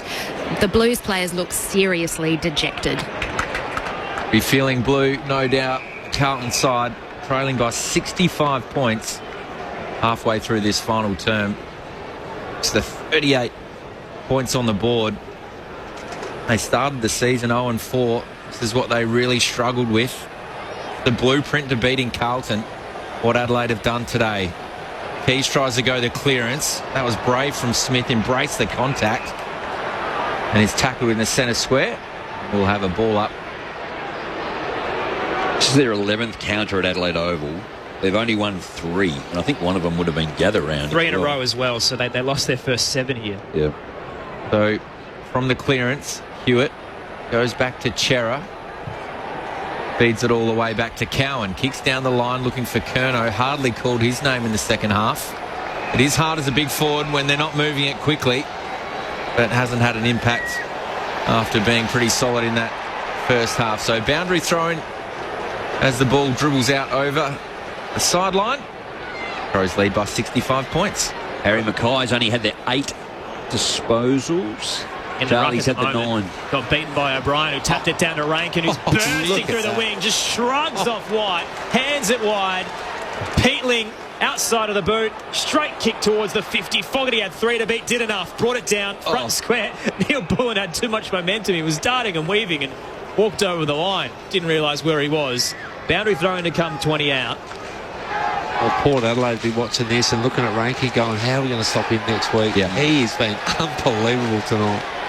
How do you stop Jordan Dawson when he floats forward? How do you... Oh, wow. Tossed in. Walker held out of it by Mackay. No whistle. Cripps now trying to gather the footy. Dawson pulls him away from the ball. The umpire's happy to let this go here. A couple of tackles later as Mackay and Hollands get on top of Berry. We'll get a ball up 25 out. And the wave has started at the Adelaide Oval as the home crowd starts to have some fun, up 65 points. It's often a sign that not much is happening, even though the Crows have dominated all day. Doherty in the back pocket, the right back pocket for Carlton, kicks it out. Good grab there from Brodie Smith, the veteran. Went to unleash a trademark long bomb. As the wave goes past the goal square, the Carlton player on the bottom of the pack just got it out in time. Quick hands to Sard, to Wiedering. And he's missed his handball. That's a handball out on the full. I know that's not a thing, but they can pin you for deliberate for punching it out on the full. It looked deliberate, but he's just missed his teammate by fair about way 2 too. meters. The way Carlton have played, it probably wasn't deliberate, but when they're sharp, that would have been deliberate. Tossed in, O'Brien double tap down, straight to Wiedering. Plus the kick, wasn't 15. Cripps stopped when he received it. Dawson wraps him up. He did well to get it to Ollie Hollands. Had to be pinpoint. And delivers to Curnow at right half back. So Charlie Curnow with just 1 tonight. Harry Mackay, no majors. No Nick Murray for the Crows, no problems. Jordan Butt's back in and they've kept the tall timber quiet. Carlton switch to left half back to Carroll. Dangerous. Treacherous into the corridor, and Adelaide had 3 queuing up. My goodness. Intercept mark comfortable for the Crows. Jordan Dawson, who else? Uses Peatling and out to the broadcast wing to Ben Keys. Keys lowers the eyes, looks for Neil Bullen, and Wiedering got there to create a contest. Gets it out over the boundary line. He read that really well then, Tom, too. Like, he actually left his opponent deep to run forward. He anticipated where the kick was going. That's probably the work on Adelaide need to do a little bit better. When Peatling went in last time, he actually kicked it to 3-on-1. So there were 2 other Adelaide players spare in their forward line, which would have been a better option. Boundary throw-in. Ollie O'Brien's worked hard in the ruck all day. Gets it down to Cripps, who's tackled by Peatling. Quick hands, Doherty. Then to Hewitt, then to Koning. He's switched the play. He's kicked it across goal. And Curtin's taken an intercept mark. Centres the ball to Berry, the super sub. Probably too far from goal. He had Worrell going past, who could have unloaded from 55. Switches it now to Laird. Or Peatling. So Laird decides to go long in the end. Flying is Walker, but Haynes for Carlton had his name written all over it. Plays on in a dangerous spot. Short kick works to Elijah Hollands. The Crows have had a few options up forward. If they had any sort of urgency, they'd go for it, but they've just been happy to slowly and casually move forward. Hollands towards the corridor again, and Motlop did well under pressure from Michael Lanny. Pops up and hands it off to Cowan. Now Ollie Hollands dukes it wide. Chera into the 50. Kick is nowhere near Mackay, rather. Too long and hard. Keen's tracking, paddles it towards the line with Mackay right behind him. And we'll get a boundary throw in right forward pocket. A lot of love for Jamo on the text line tonight. Some shout-outs for Brogues as well. Rocky's got in touch and says, shout-out to Liz Walsh, painting a good picture downstairs as I'm listening in from Singapore. So Liz gets some love as well. So she should. Tossed into play. It's a shallow boundary throw-in. De Koning on the charge. Towed it towards Chera. Arcs around and catches the belly of the ball. Curnow floats in the left forward pocket and clunks it. Mark to Charlie Curnow on a very tight angle. 5 out. Left forward pocket. He's doing his best to try and open the angle quickly, but the umpire's pulling him back. Curnow takes a couple of steps, arcs around and snaps through for his second. A consolation prize for the key forward. Margin down to 59. Carlton 6-8-44. Adelaide 15-13, 103. Still 4 to play here at the Adelaide Oval. We'll be with you for the next 40 minutes to wrap up this game. We'll get some reaction downstairs. And then for our listeners in WA on Sport Digital and through the AFL Extra button, we'll take you to Perth Stadium for West Coast and Melbourne. Everybody else, you're headed to the MCG for Collingwood and Geelong. I think that's just lazy defence in the end, wasn't it, too? If you're going to be critical of Adelaide, and again, the only time Carlton probably looked like they were going to score, 21-minute marker this last quarter, it's their only goal. And Curnow just deep on the line. Yeah, but poor defence by Adelaide. Yeah, Curnow's gone to centre square as a midfielder right now. Maybe a little bit too late to change his role. You know, something that they probably would have looked at earlier. Free kick to Adelaide. Looked like a 6-6-6 penalty. Maybe because they'd thrown him in there and they hadn't had the balance right. O'Brien goes inside the forward 50. Fogarty was shoved underneath. Good tackle, but Sard. Oh no! Handballs McGovern. Sold him up the river. Phil Thorpe wrapped him up. No free kick, no Pryor. We'll have a ball up near the top of the goal square. Hospital handball. A dangerous spot. Right in front of the hill at the northern end. Going to ground is Cowan and Keys behind plates. Tossed up, tapped down, head over the footy. Ollie Hollands 2 to beat. Crushed. And one of those tackles too high. Free kick to Carlton in defensive 50. Currently down 59 points. Ollie Hollands looks for Charlie Curnow on the painted defensive 50. Places it to his teammate, and again, Carlton looks central. Up to centre half back. Lord shoots a handball off to Doherty. Chip kick to Walsh. Strong up against the defensive effort of Worrell. Towards the centre circle to Chera. So Carlton a little bit quicker now. Again, Chera stops. He had a couple of options, didn't use them. Slows things down and bangs it towards the 50, and Dawson will cut it off. Same old story for Carlton. Adelaide feasting late here at the Adelaide Oval. 7 marks, Jordan Dawson. Wonder who Brogues is going to vote for. I'd say he'd be in there somewhere. Put your house on it? Put my house on it that he'll be in the votes tonight, boys. I'll take that one at the beach house that you've got, Jamo, just down Clonell there on the shore. Smith went back to Miller. He's also had a lot of the footy tonight. It's possession number 26. Yeah, he's back to his best, isn't he? Great to see him get a proper run at it. First round pick out of Central Districts. Been plagued by injury. Butts goes out of defence. Kicks down the line. Finds Taylor. He's been good. He has. He really has. Worked his way into the team. He's played a bit of time as a sub as well. Certainly played his role extremely well tonight. Michaelani to Miller at centre half back. Worrell at left half back. Jordan Dawson's had 8 tackles. Paddy Cripps leading the way with 5. Brodie Smith with the footy now. Disposal 15 on return for the 33-year-old. Smashes it. It's hard off a step around the body. Spear pass towards Fogarty. True centre wing broadcast side. Ollie Hollands turned his back on that contact. Oh. Fogarty on the 45. Tried to be cute to Cumming. Cowan slides across. Centrally looks to Walsh for the Blues. Up to the centre circle. Chera now takes the mark. Back to the broadcast wing to Curnow. It's all sideways for Carlton. Curnow stops again. Down 59. Curnow spots McGovern floating forward in front of the benches. McGovern now thumps it low and hard. Cripps outworks Worrell. We haven't said a lot tonight. Patrick Cripps, the skipper, gets a shot late. Man on the mark will be 35 out. He's just been a brute, as he always is. 23, this will be his 24th. 14 contested, 10 uncontested, 10 ground ball gets, 5 clearances, 5 tackles. 2. Like, he's just... They rely so heavily upon him. But he always stands up. Cripps starts at right half forward. Little stutter step. Arcs to the right. Kick is beautiful. And straight through the big sticks for Patrick Cripps. His second of the night.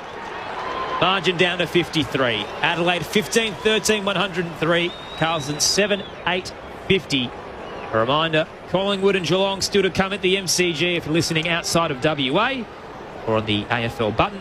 If you're on AFL Extra through the Listen app or at West Coast and Melbourne up next on ABC Sport. Jack Chris, when did he start? Was it 2:14 or 2:11 for this run? I think Matty Clinch said 2014. 2014. Right? So Paddy Cripps debuted at the same time in terms of durability, the role they play. He's at 215 games. So he's played another 30, which is another season and a half, and has not missed one. Remarkable, isn't it? Absolutely remarkable effort. So margins back to 53 points. Final minute here at Adelaide Oval. What a performance from Adelaide. O'Brien's been great in the ruck. Knocks it down to Rankin with another clearance. Fogarty gathers, gets the handball to Taylor, to Keys. He unloads from 50. It's a foot race into the goal square. Doing well there for Carlton was Matty Carroll. Knocks it through for a rush behind. So Adelaide 15-14, 104. Carlton 7-8-50. 27.5 minutes gone in this final term. Under a minute remaining. Right back pocket, Lewis Young. Received Carroll. The broadcast wing. Mackay front position, slipped through his mitts. Out the back door, Berry. Handball to Rankin. Now central. Taylor off to Smith and a 1-2 with Peatling. Brodie Smith on return. The veteran turns back time. It's vintage Brodie Smith with a booming kick from 45, and they race from around the ground to celebrate with one of the stars of this football club. Stuck around, knowing he'd have to do some time in the sandful, and he's earned his way back to the senior squad. Adelaide up by 60, 16-14, 110 to 7-8-50. Saturday footy on ABC Sport with Rod Jamieson and Dean Brodie.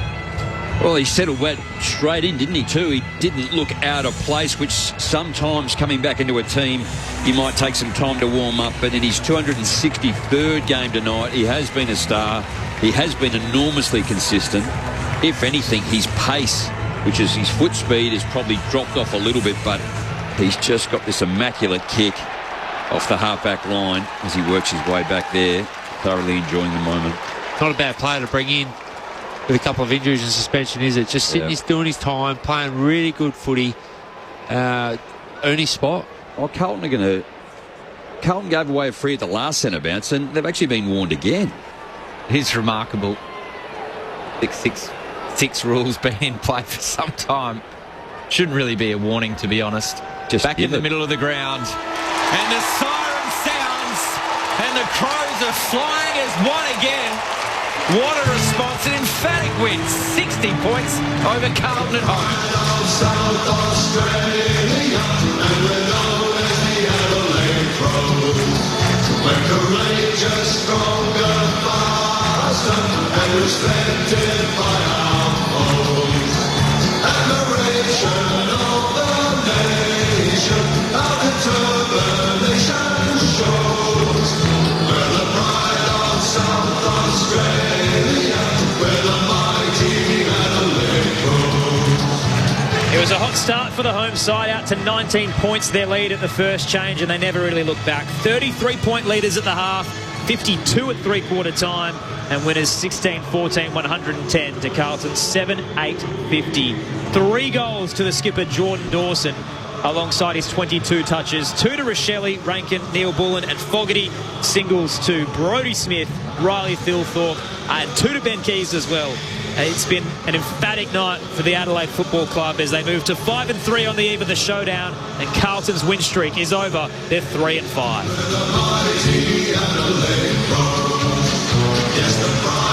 South Australia, where the mighty Adelaide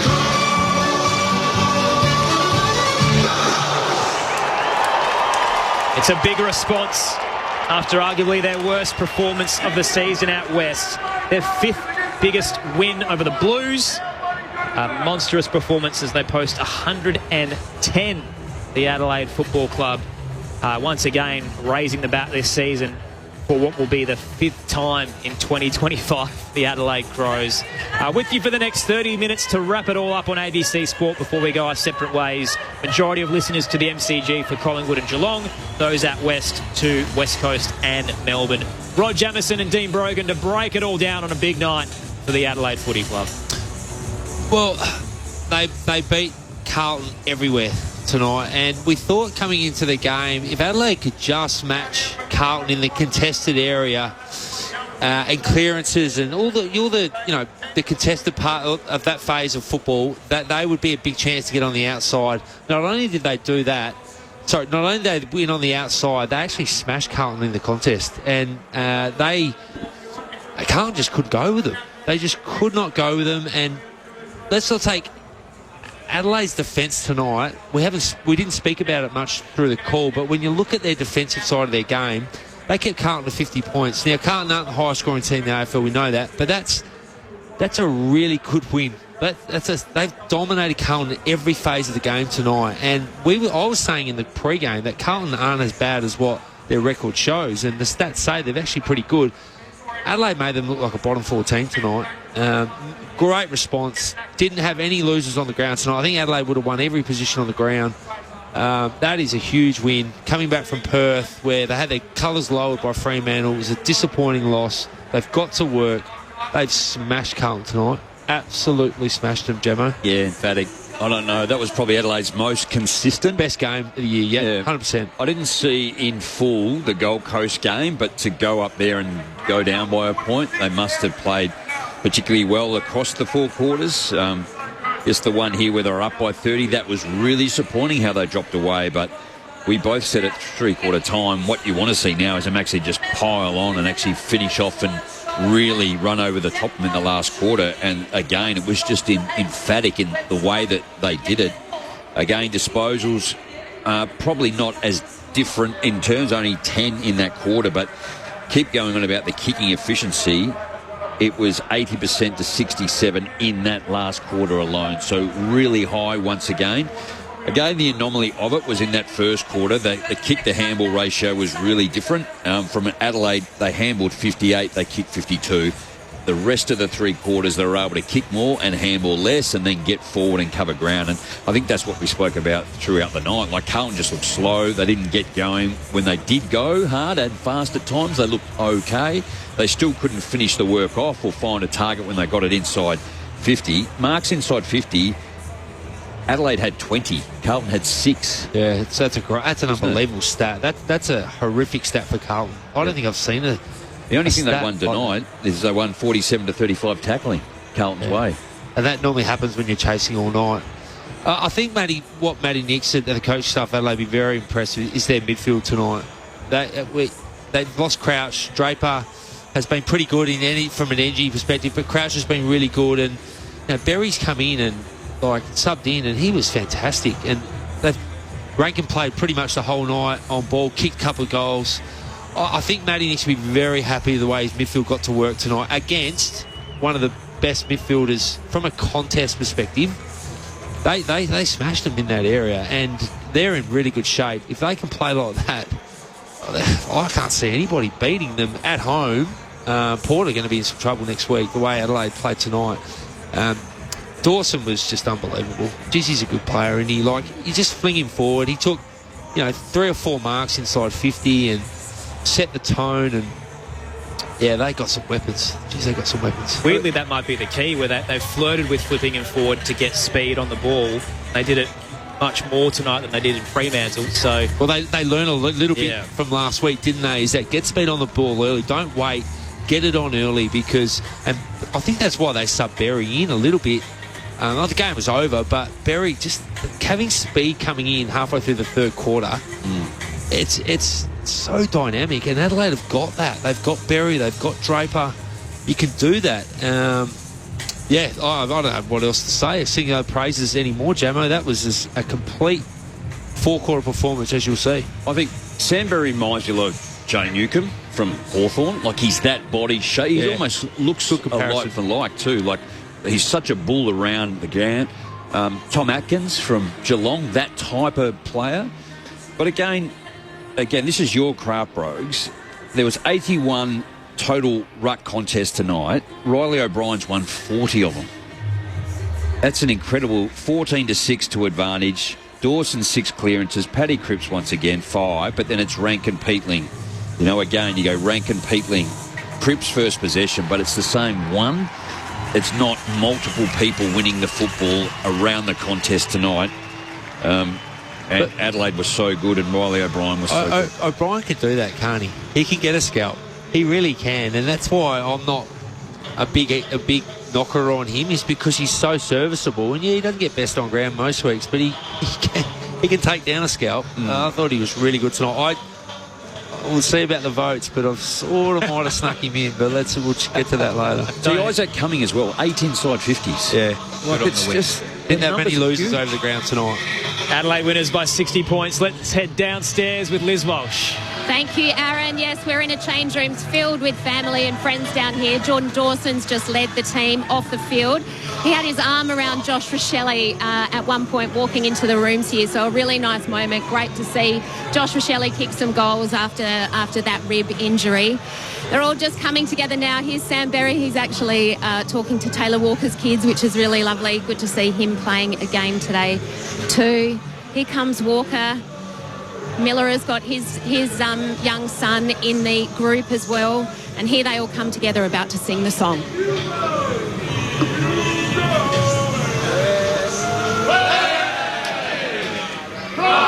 South Australia, with the mighty Adelaide Crows. Courageous, stronger, faster, and respected by our foes. Admiration of the nation, and determination to push. With the pride of South Australia, with the mighty Adelaide Crows. There you have it, Aaron. A very happy Crows rooms down here. I tell you what, just singing that song then, are there a few little new quirks that the Crows players are bringing into that song? They waited for a while before they started. Looked like Taylor Walker was the one who went, to kick it all off. So anyway, we'll keep an eye on that one. Can you give us that again, Liz? What noise did he make? Weather. Yeah. I'm not singing on air, Aaron, sorry. That's good enough from Liz Walsh downstairs. He's had a tremendous night as well. Now, Adelaide winners by 60 points. And, yeah, there's a little bit of colour and fun in the Crows rooms, as you would be when you're sitting at 5-3 and currently on the live ladder inside the top 4. Hawthorn still play Richmond tomorrow, so you'd think that they'll probably knock the Crows out with a victory there, but you never know, and it is a little bit of an odd ladder as well, considering a couple of sides still have extra games to play. But at the moment, Adelaide look like they're in contention at least for September footy, which was the big talking point heading into tonight. 2 contenders who are hoping to kind of re-establish or solidify their credentials, and Adelaide certainly bounced back, and Carlton had almost unravelled or devalued everything they'd done over the last 3 weeks. Wins over West Coast and North Melbourne you can kind of ignore. And the victory over Geelong was magnificent last week. 3 goals that they led pretty comfortably at three-quarter time, nearly let the Cats back, held on, and you go on the road and dish up a performance like that, Jamo, and it kind of just puts them back where everyone had them, which was just outside the 8. Well, I think it's really hard, isn't it, too? Like, you're travelling away. We talk about Fremantle. They got a beating last night by the Saints. It's always difficult. Carlton do struggle to come here. But if I go back to Adelaide, what I like about Rankin 29, then you go Miller, Michaelani, Worrell, Laird. All backliners, all running, all trying to get hold of the football. So the attack and just their run, their carry, and then their ability to be able to kick. Whereas you go to Carlton, it's George Hewitt, Cripps, Chera, Walsh, and then Sard in the back line. It's their midfield. So Adelaide really stepped up. But the most pleasing, I think, thing, one, the goals they kicked, but their elite kicking was huge tonight. Tremendous performance. Let's get some more reaction in the rooms with Liz Walsh. Thanks, Aaron. I'm here with Crows defender Josh Worrell. Josh, congratulations. A really complete performance from your side tonight. I suppose a response like that important after last week? Yeah, I think we were disappointed after last week, so yeah, it was really good to respond the way we have. The Carlton midfield, of course, looked ominous. So we got Walsh, Cripps, Chera, De Koning, etc. And yet here you were, you won hit-outs, you won disposal, you won clearance. What do you reckon really clicked tonight? I just think our defence and our contest, so our best offence comes off that. So, yeah, I think that's what clicked today. Speaking of your defence, obviously it was seeming like you were coming under a bit of pressure tonight. Obviously, Nick Murray out, Mitchell Hinge suspended.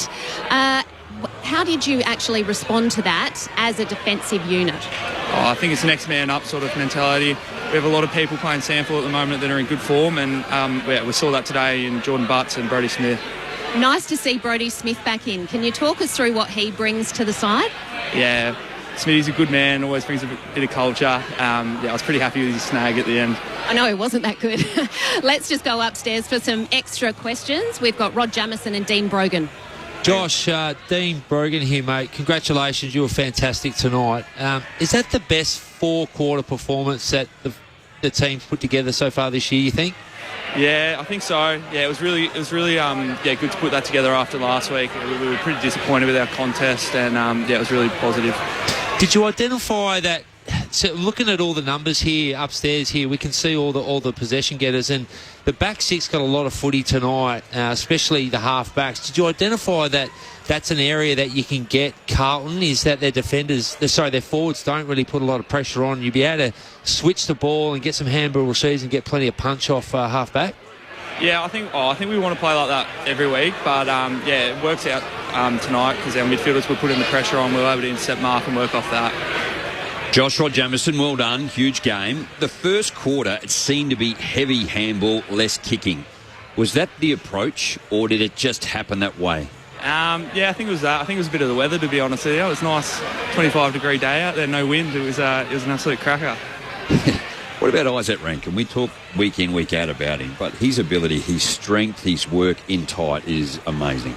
Yeah, he's an absolute star, isn't he? I mean, you can have him up forward and he'll kick 3 or 4, or you can have him in the midfield and you have 30-odd. So, yeah, it's a very valuable player to have. What about Mark Keane? Can you understand what he says now you've played a few games with him? Yeah, me and Keane get along pretty well. I mean, we played a lot of sample together as well. He's a fiery unit, but I love playing with him. I think that's why we all love him. Josh, we've loved your development, mate. You're an elite backman. How do you see your game improved? You're playing your best footy, you think, for the football club? Yeah, for sure so far. I think my main goal this year is just really to put a full year together. I think the last 2 years I've had really injury-interrupted years, so I'm just really focusing on that. That broken arm, Josh Worrell, that it felt like at that point last year you were in tremendous form, and I think people forget very quickly when there's a period of absence, but I don't really think this is a surprise that you're playing in this form of football that you are, because you were rolling last season before the injury. Yeah, for sure. I felt like I was in good form last year before I broke my arm. And it's always a bit hard when you come back from injury those last couple of games, find your way back into the team. But yeah, like I said, I'm feeling really good at the moment, really fit. So hopefully I can keep it going. Tell us a bit about red time. It's felt like Adelaide's leaked a fair bit late in quarters through the year, but you were so much better tonight. Has Matthew Nix addressed that recently? I think it's just a bit more of a focus. I think all the boys know when we leaked a few, so I think, it's just a positive that we didn't leak any tonight. Josh, it's Tom Wilson upstairs. I know you're just enjoying this win, but it's impossible not for everyone in South Australia to look ahead to the showdown next week. Port's had a stinker today, and they always like to bounce back after that. How important is it for the club to win this massive rivalry game and back up that performance that you had today? Yeah, I mean, it's huge. It's a massive game.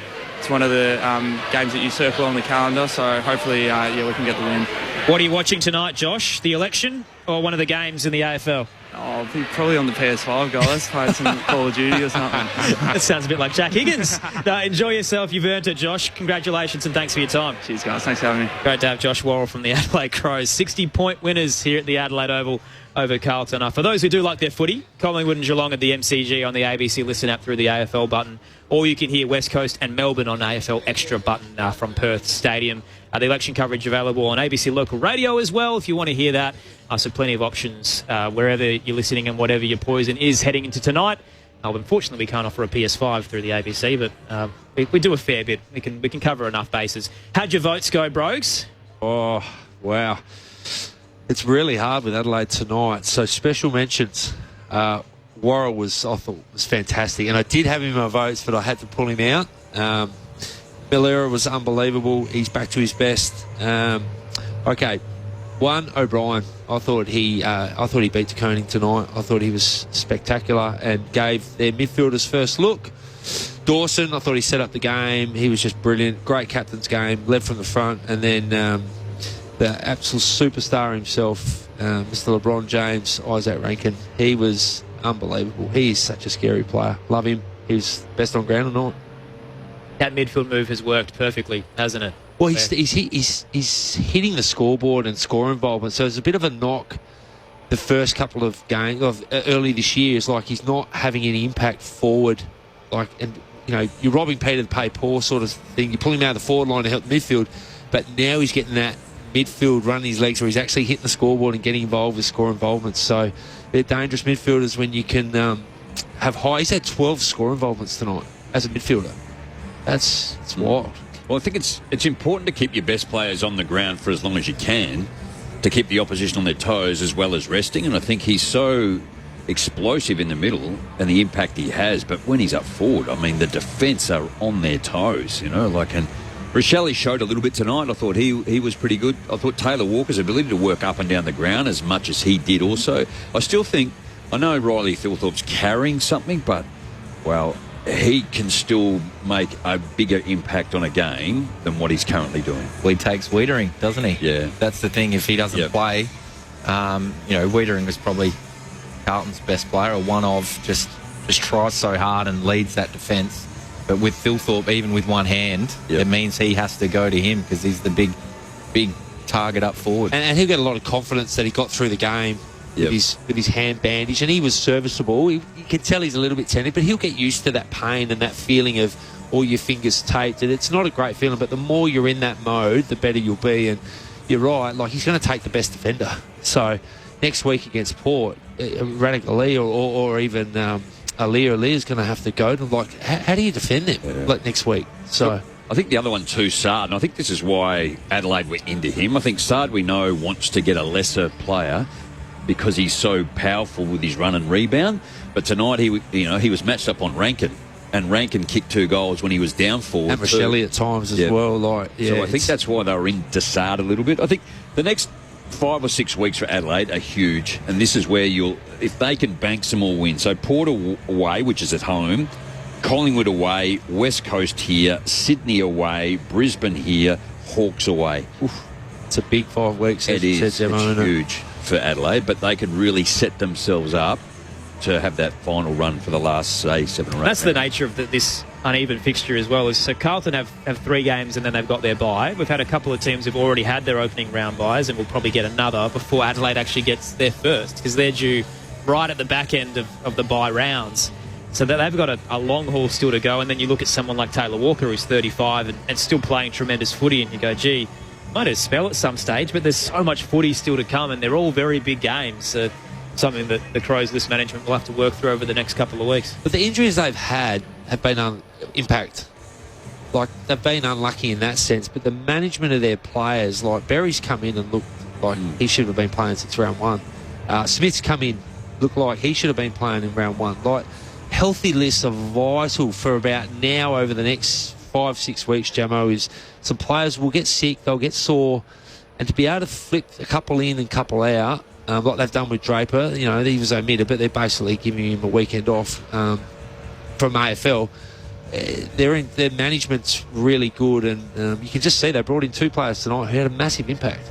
So everything's looking okay. It's amazing, isn't it? Last week they looked horrible. This week they look amazing. So it's just the nature of AFL at the moment, isn't it? There's only one.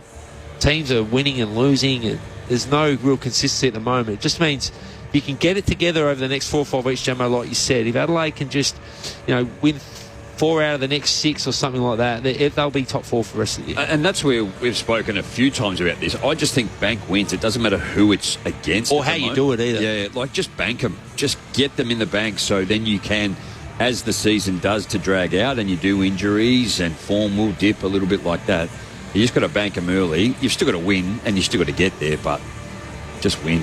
So while we're on those reactive takes, Carlton, do we feel like they belong in the conversation of finals contenders? Because really now their wins, they're 3 for the year, 3 and 5, West Coast, North Melbourne and Geelong. So there's probably one viable victory for 2025 so far. And Michael Voss was soul-searching towards the end there. The live shots of the coach's box, he looked really struggling, Jamo. Well, I think it's hard. The answer's like a game.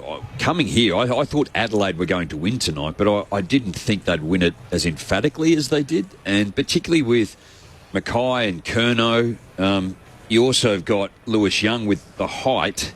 I think their backline's pretty sound. I mean, Wiedering, he's a superstar back then, really held them together. But they've got the midfield.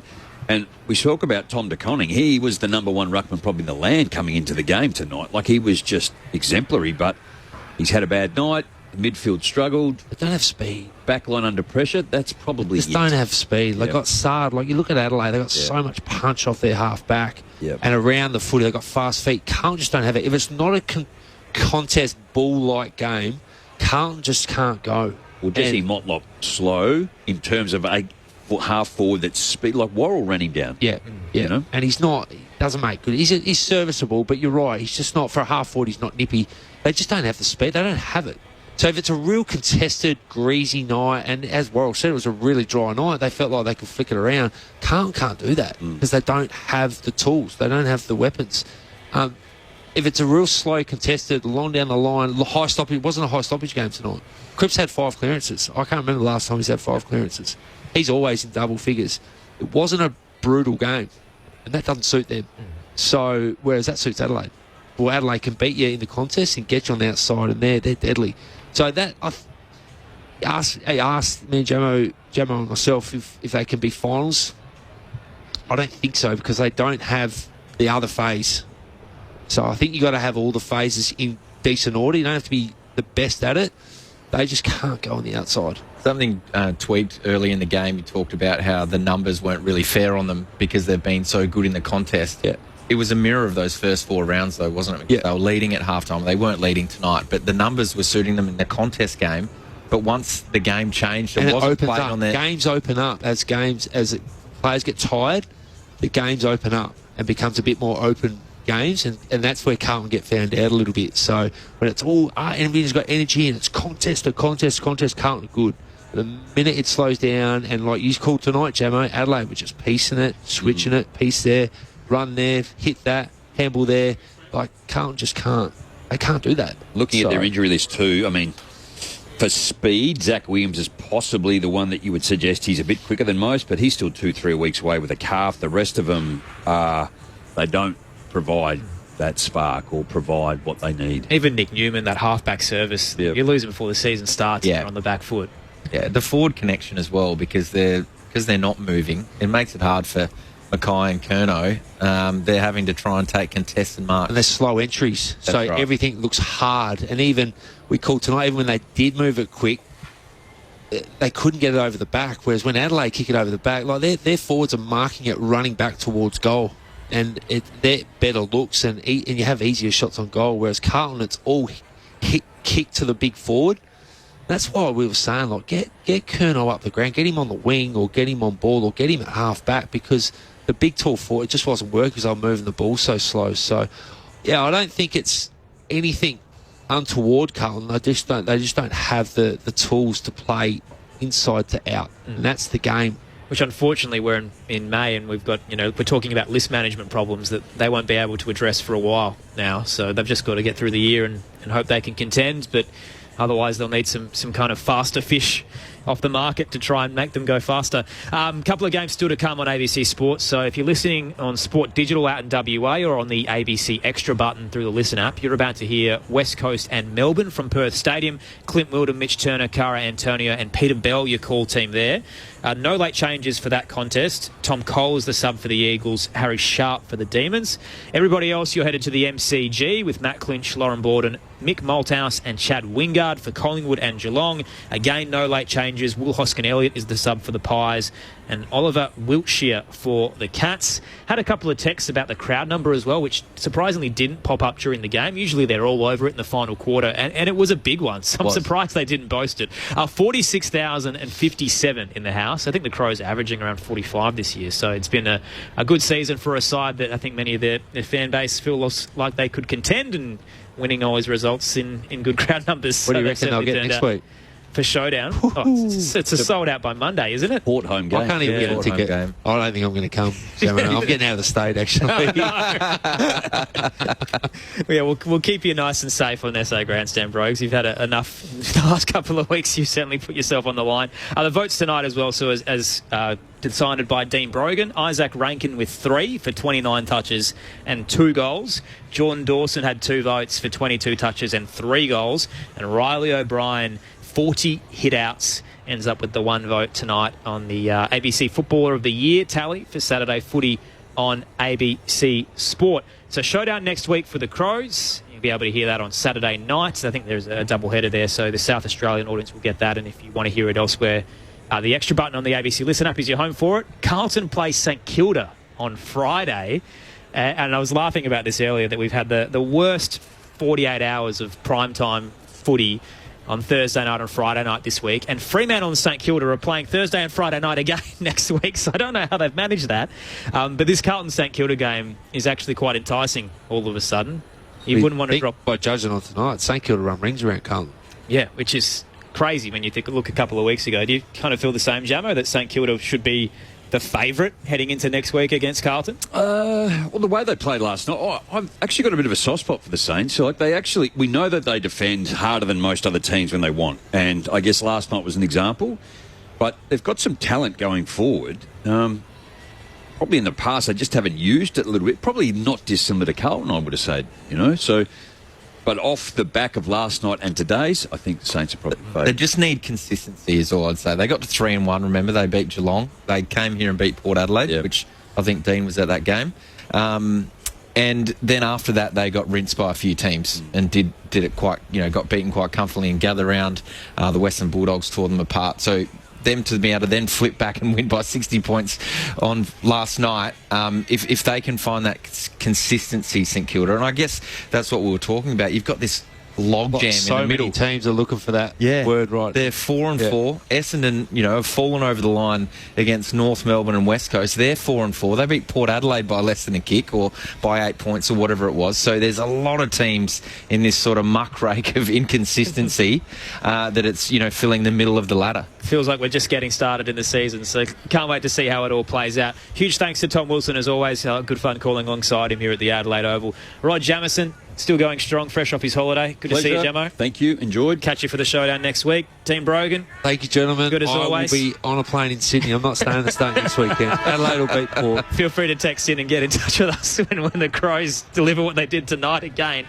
Big thanks to Paul Brokenshire Tech, Liz Walsh downstairs as well, and to Akash Fodater back in the studio. Adelaide winners by 60 points over Carlton, moving to 5-3. 16-14, 110 they defeated the Blues, 7-8-80. Carlton now 3-5 on their season, play Friday night against the Saints, and the Crows have the Showdown next week. We're going our separate ways depending on where you're listening. So for those out west on Sport Digital, West Coast and Melbourne up next from Perth Stadium with Clint Wilden, Mitch Turner, Cara Antonio and Peter Bell. Everybody else, you're off to the MCG for Collingwood and Geelong with Matt Clinch, Lauren Borden, Mick Malthouse and Chad Wingard. And if you want to hear the election coverage, jump on ABC Local Radio or switch on ABC News TV. Here's how we saw tonight. Adelaide winners by 60. Rory Laird off half-back, goes low, finds Rankin. He marks 45 metres out directly in front of the same spot that Rochelle missed earlier. Great season so far in the midfield for Isaac Rankin. He's also averaging just over a goal a game. He sets sail for home. You can hear the crowd rise and rise. Rankin has got Adelaide first. Good start for the Crows. Tossed in. O'Brien down straight to Cripps. Snaps off a step, curling around the body. It's through. Cripps strikes from 20 out. Fell in the lap of Curtin. He goes quickly to Walker. Lowers the eyes. It's been a feature. Finds Alex Neil-Bullen. 35 metres out and a 45-degree angle away to the right. Alex Neil-Bullen being a huge recruit for the Crows. Can he finish off the good work he does? Back-to-back goals, Adelaide. Rochelle received the free kick. Plays on from the centre circle. It's a helicopter low and hard from Rochelle, and it lands low enough towards Neil Bullen. Neil Bullen from the centre square comes in, kicks on the paint of 50, and it's never in doubt. Curtin inside 50, pinpoint pass to Dawson on the charge, and he marks tight in the left forward pocket, 25 from home. Jordan Dawson, couple of steps, casual on the left. Has he threaded the needle? My goodness, what a goal! On the halftime siren, Jordan Dawson with a bit of magic in a pocket that's becoming his own. Riley Philthorpe in the meantime takes a mark right half forward, kicks towards Rochelle in the pocket, who used his body, and he smarts and takes the mark. How's the skill here from Rochelle? He's going to run around on his left foot and snap it through, and he cheesed up the crowd like we know he can. Coming at right half forward, sends Adelaide back in, same spot, right forward pocket, rising and clunked. Jordan Dawson had it and Philthorpe ripped it away from him. Dawson looked at him and says, what are you doing? Dawson comes in from 30 on the left and puts it through into the Riverbank stand for 3. Inside 50, rise from Sard, couldn't take it, picked off by Rankin. Thank you very much. Rankin's got 2. The Crows are motoring. Handball to Rankin. Now central. Taylor off to Smith and a 1-2 with Keatling. Brodie Smith on return. The veteran turns back time. It's vintage Brodie Smith with a booming kick from 45, and they race from around the ground to celebrate with one of the stars of this football club. And the siren sounds, and the Crows are flying as one again. What a response, an emphatic win, 60 points over Carlton at home.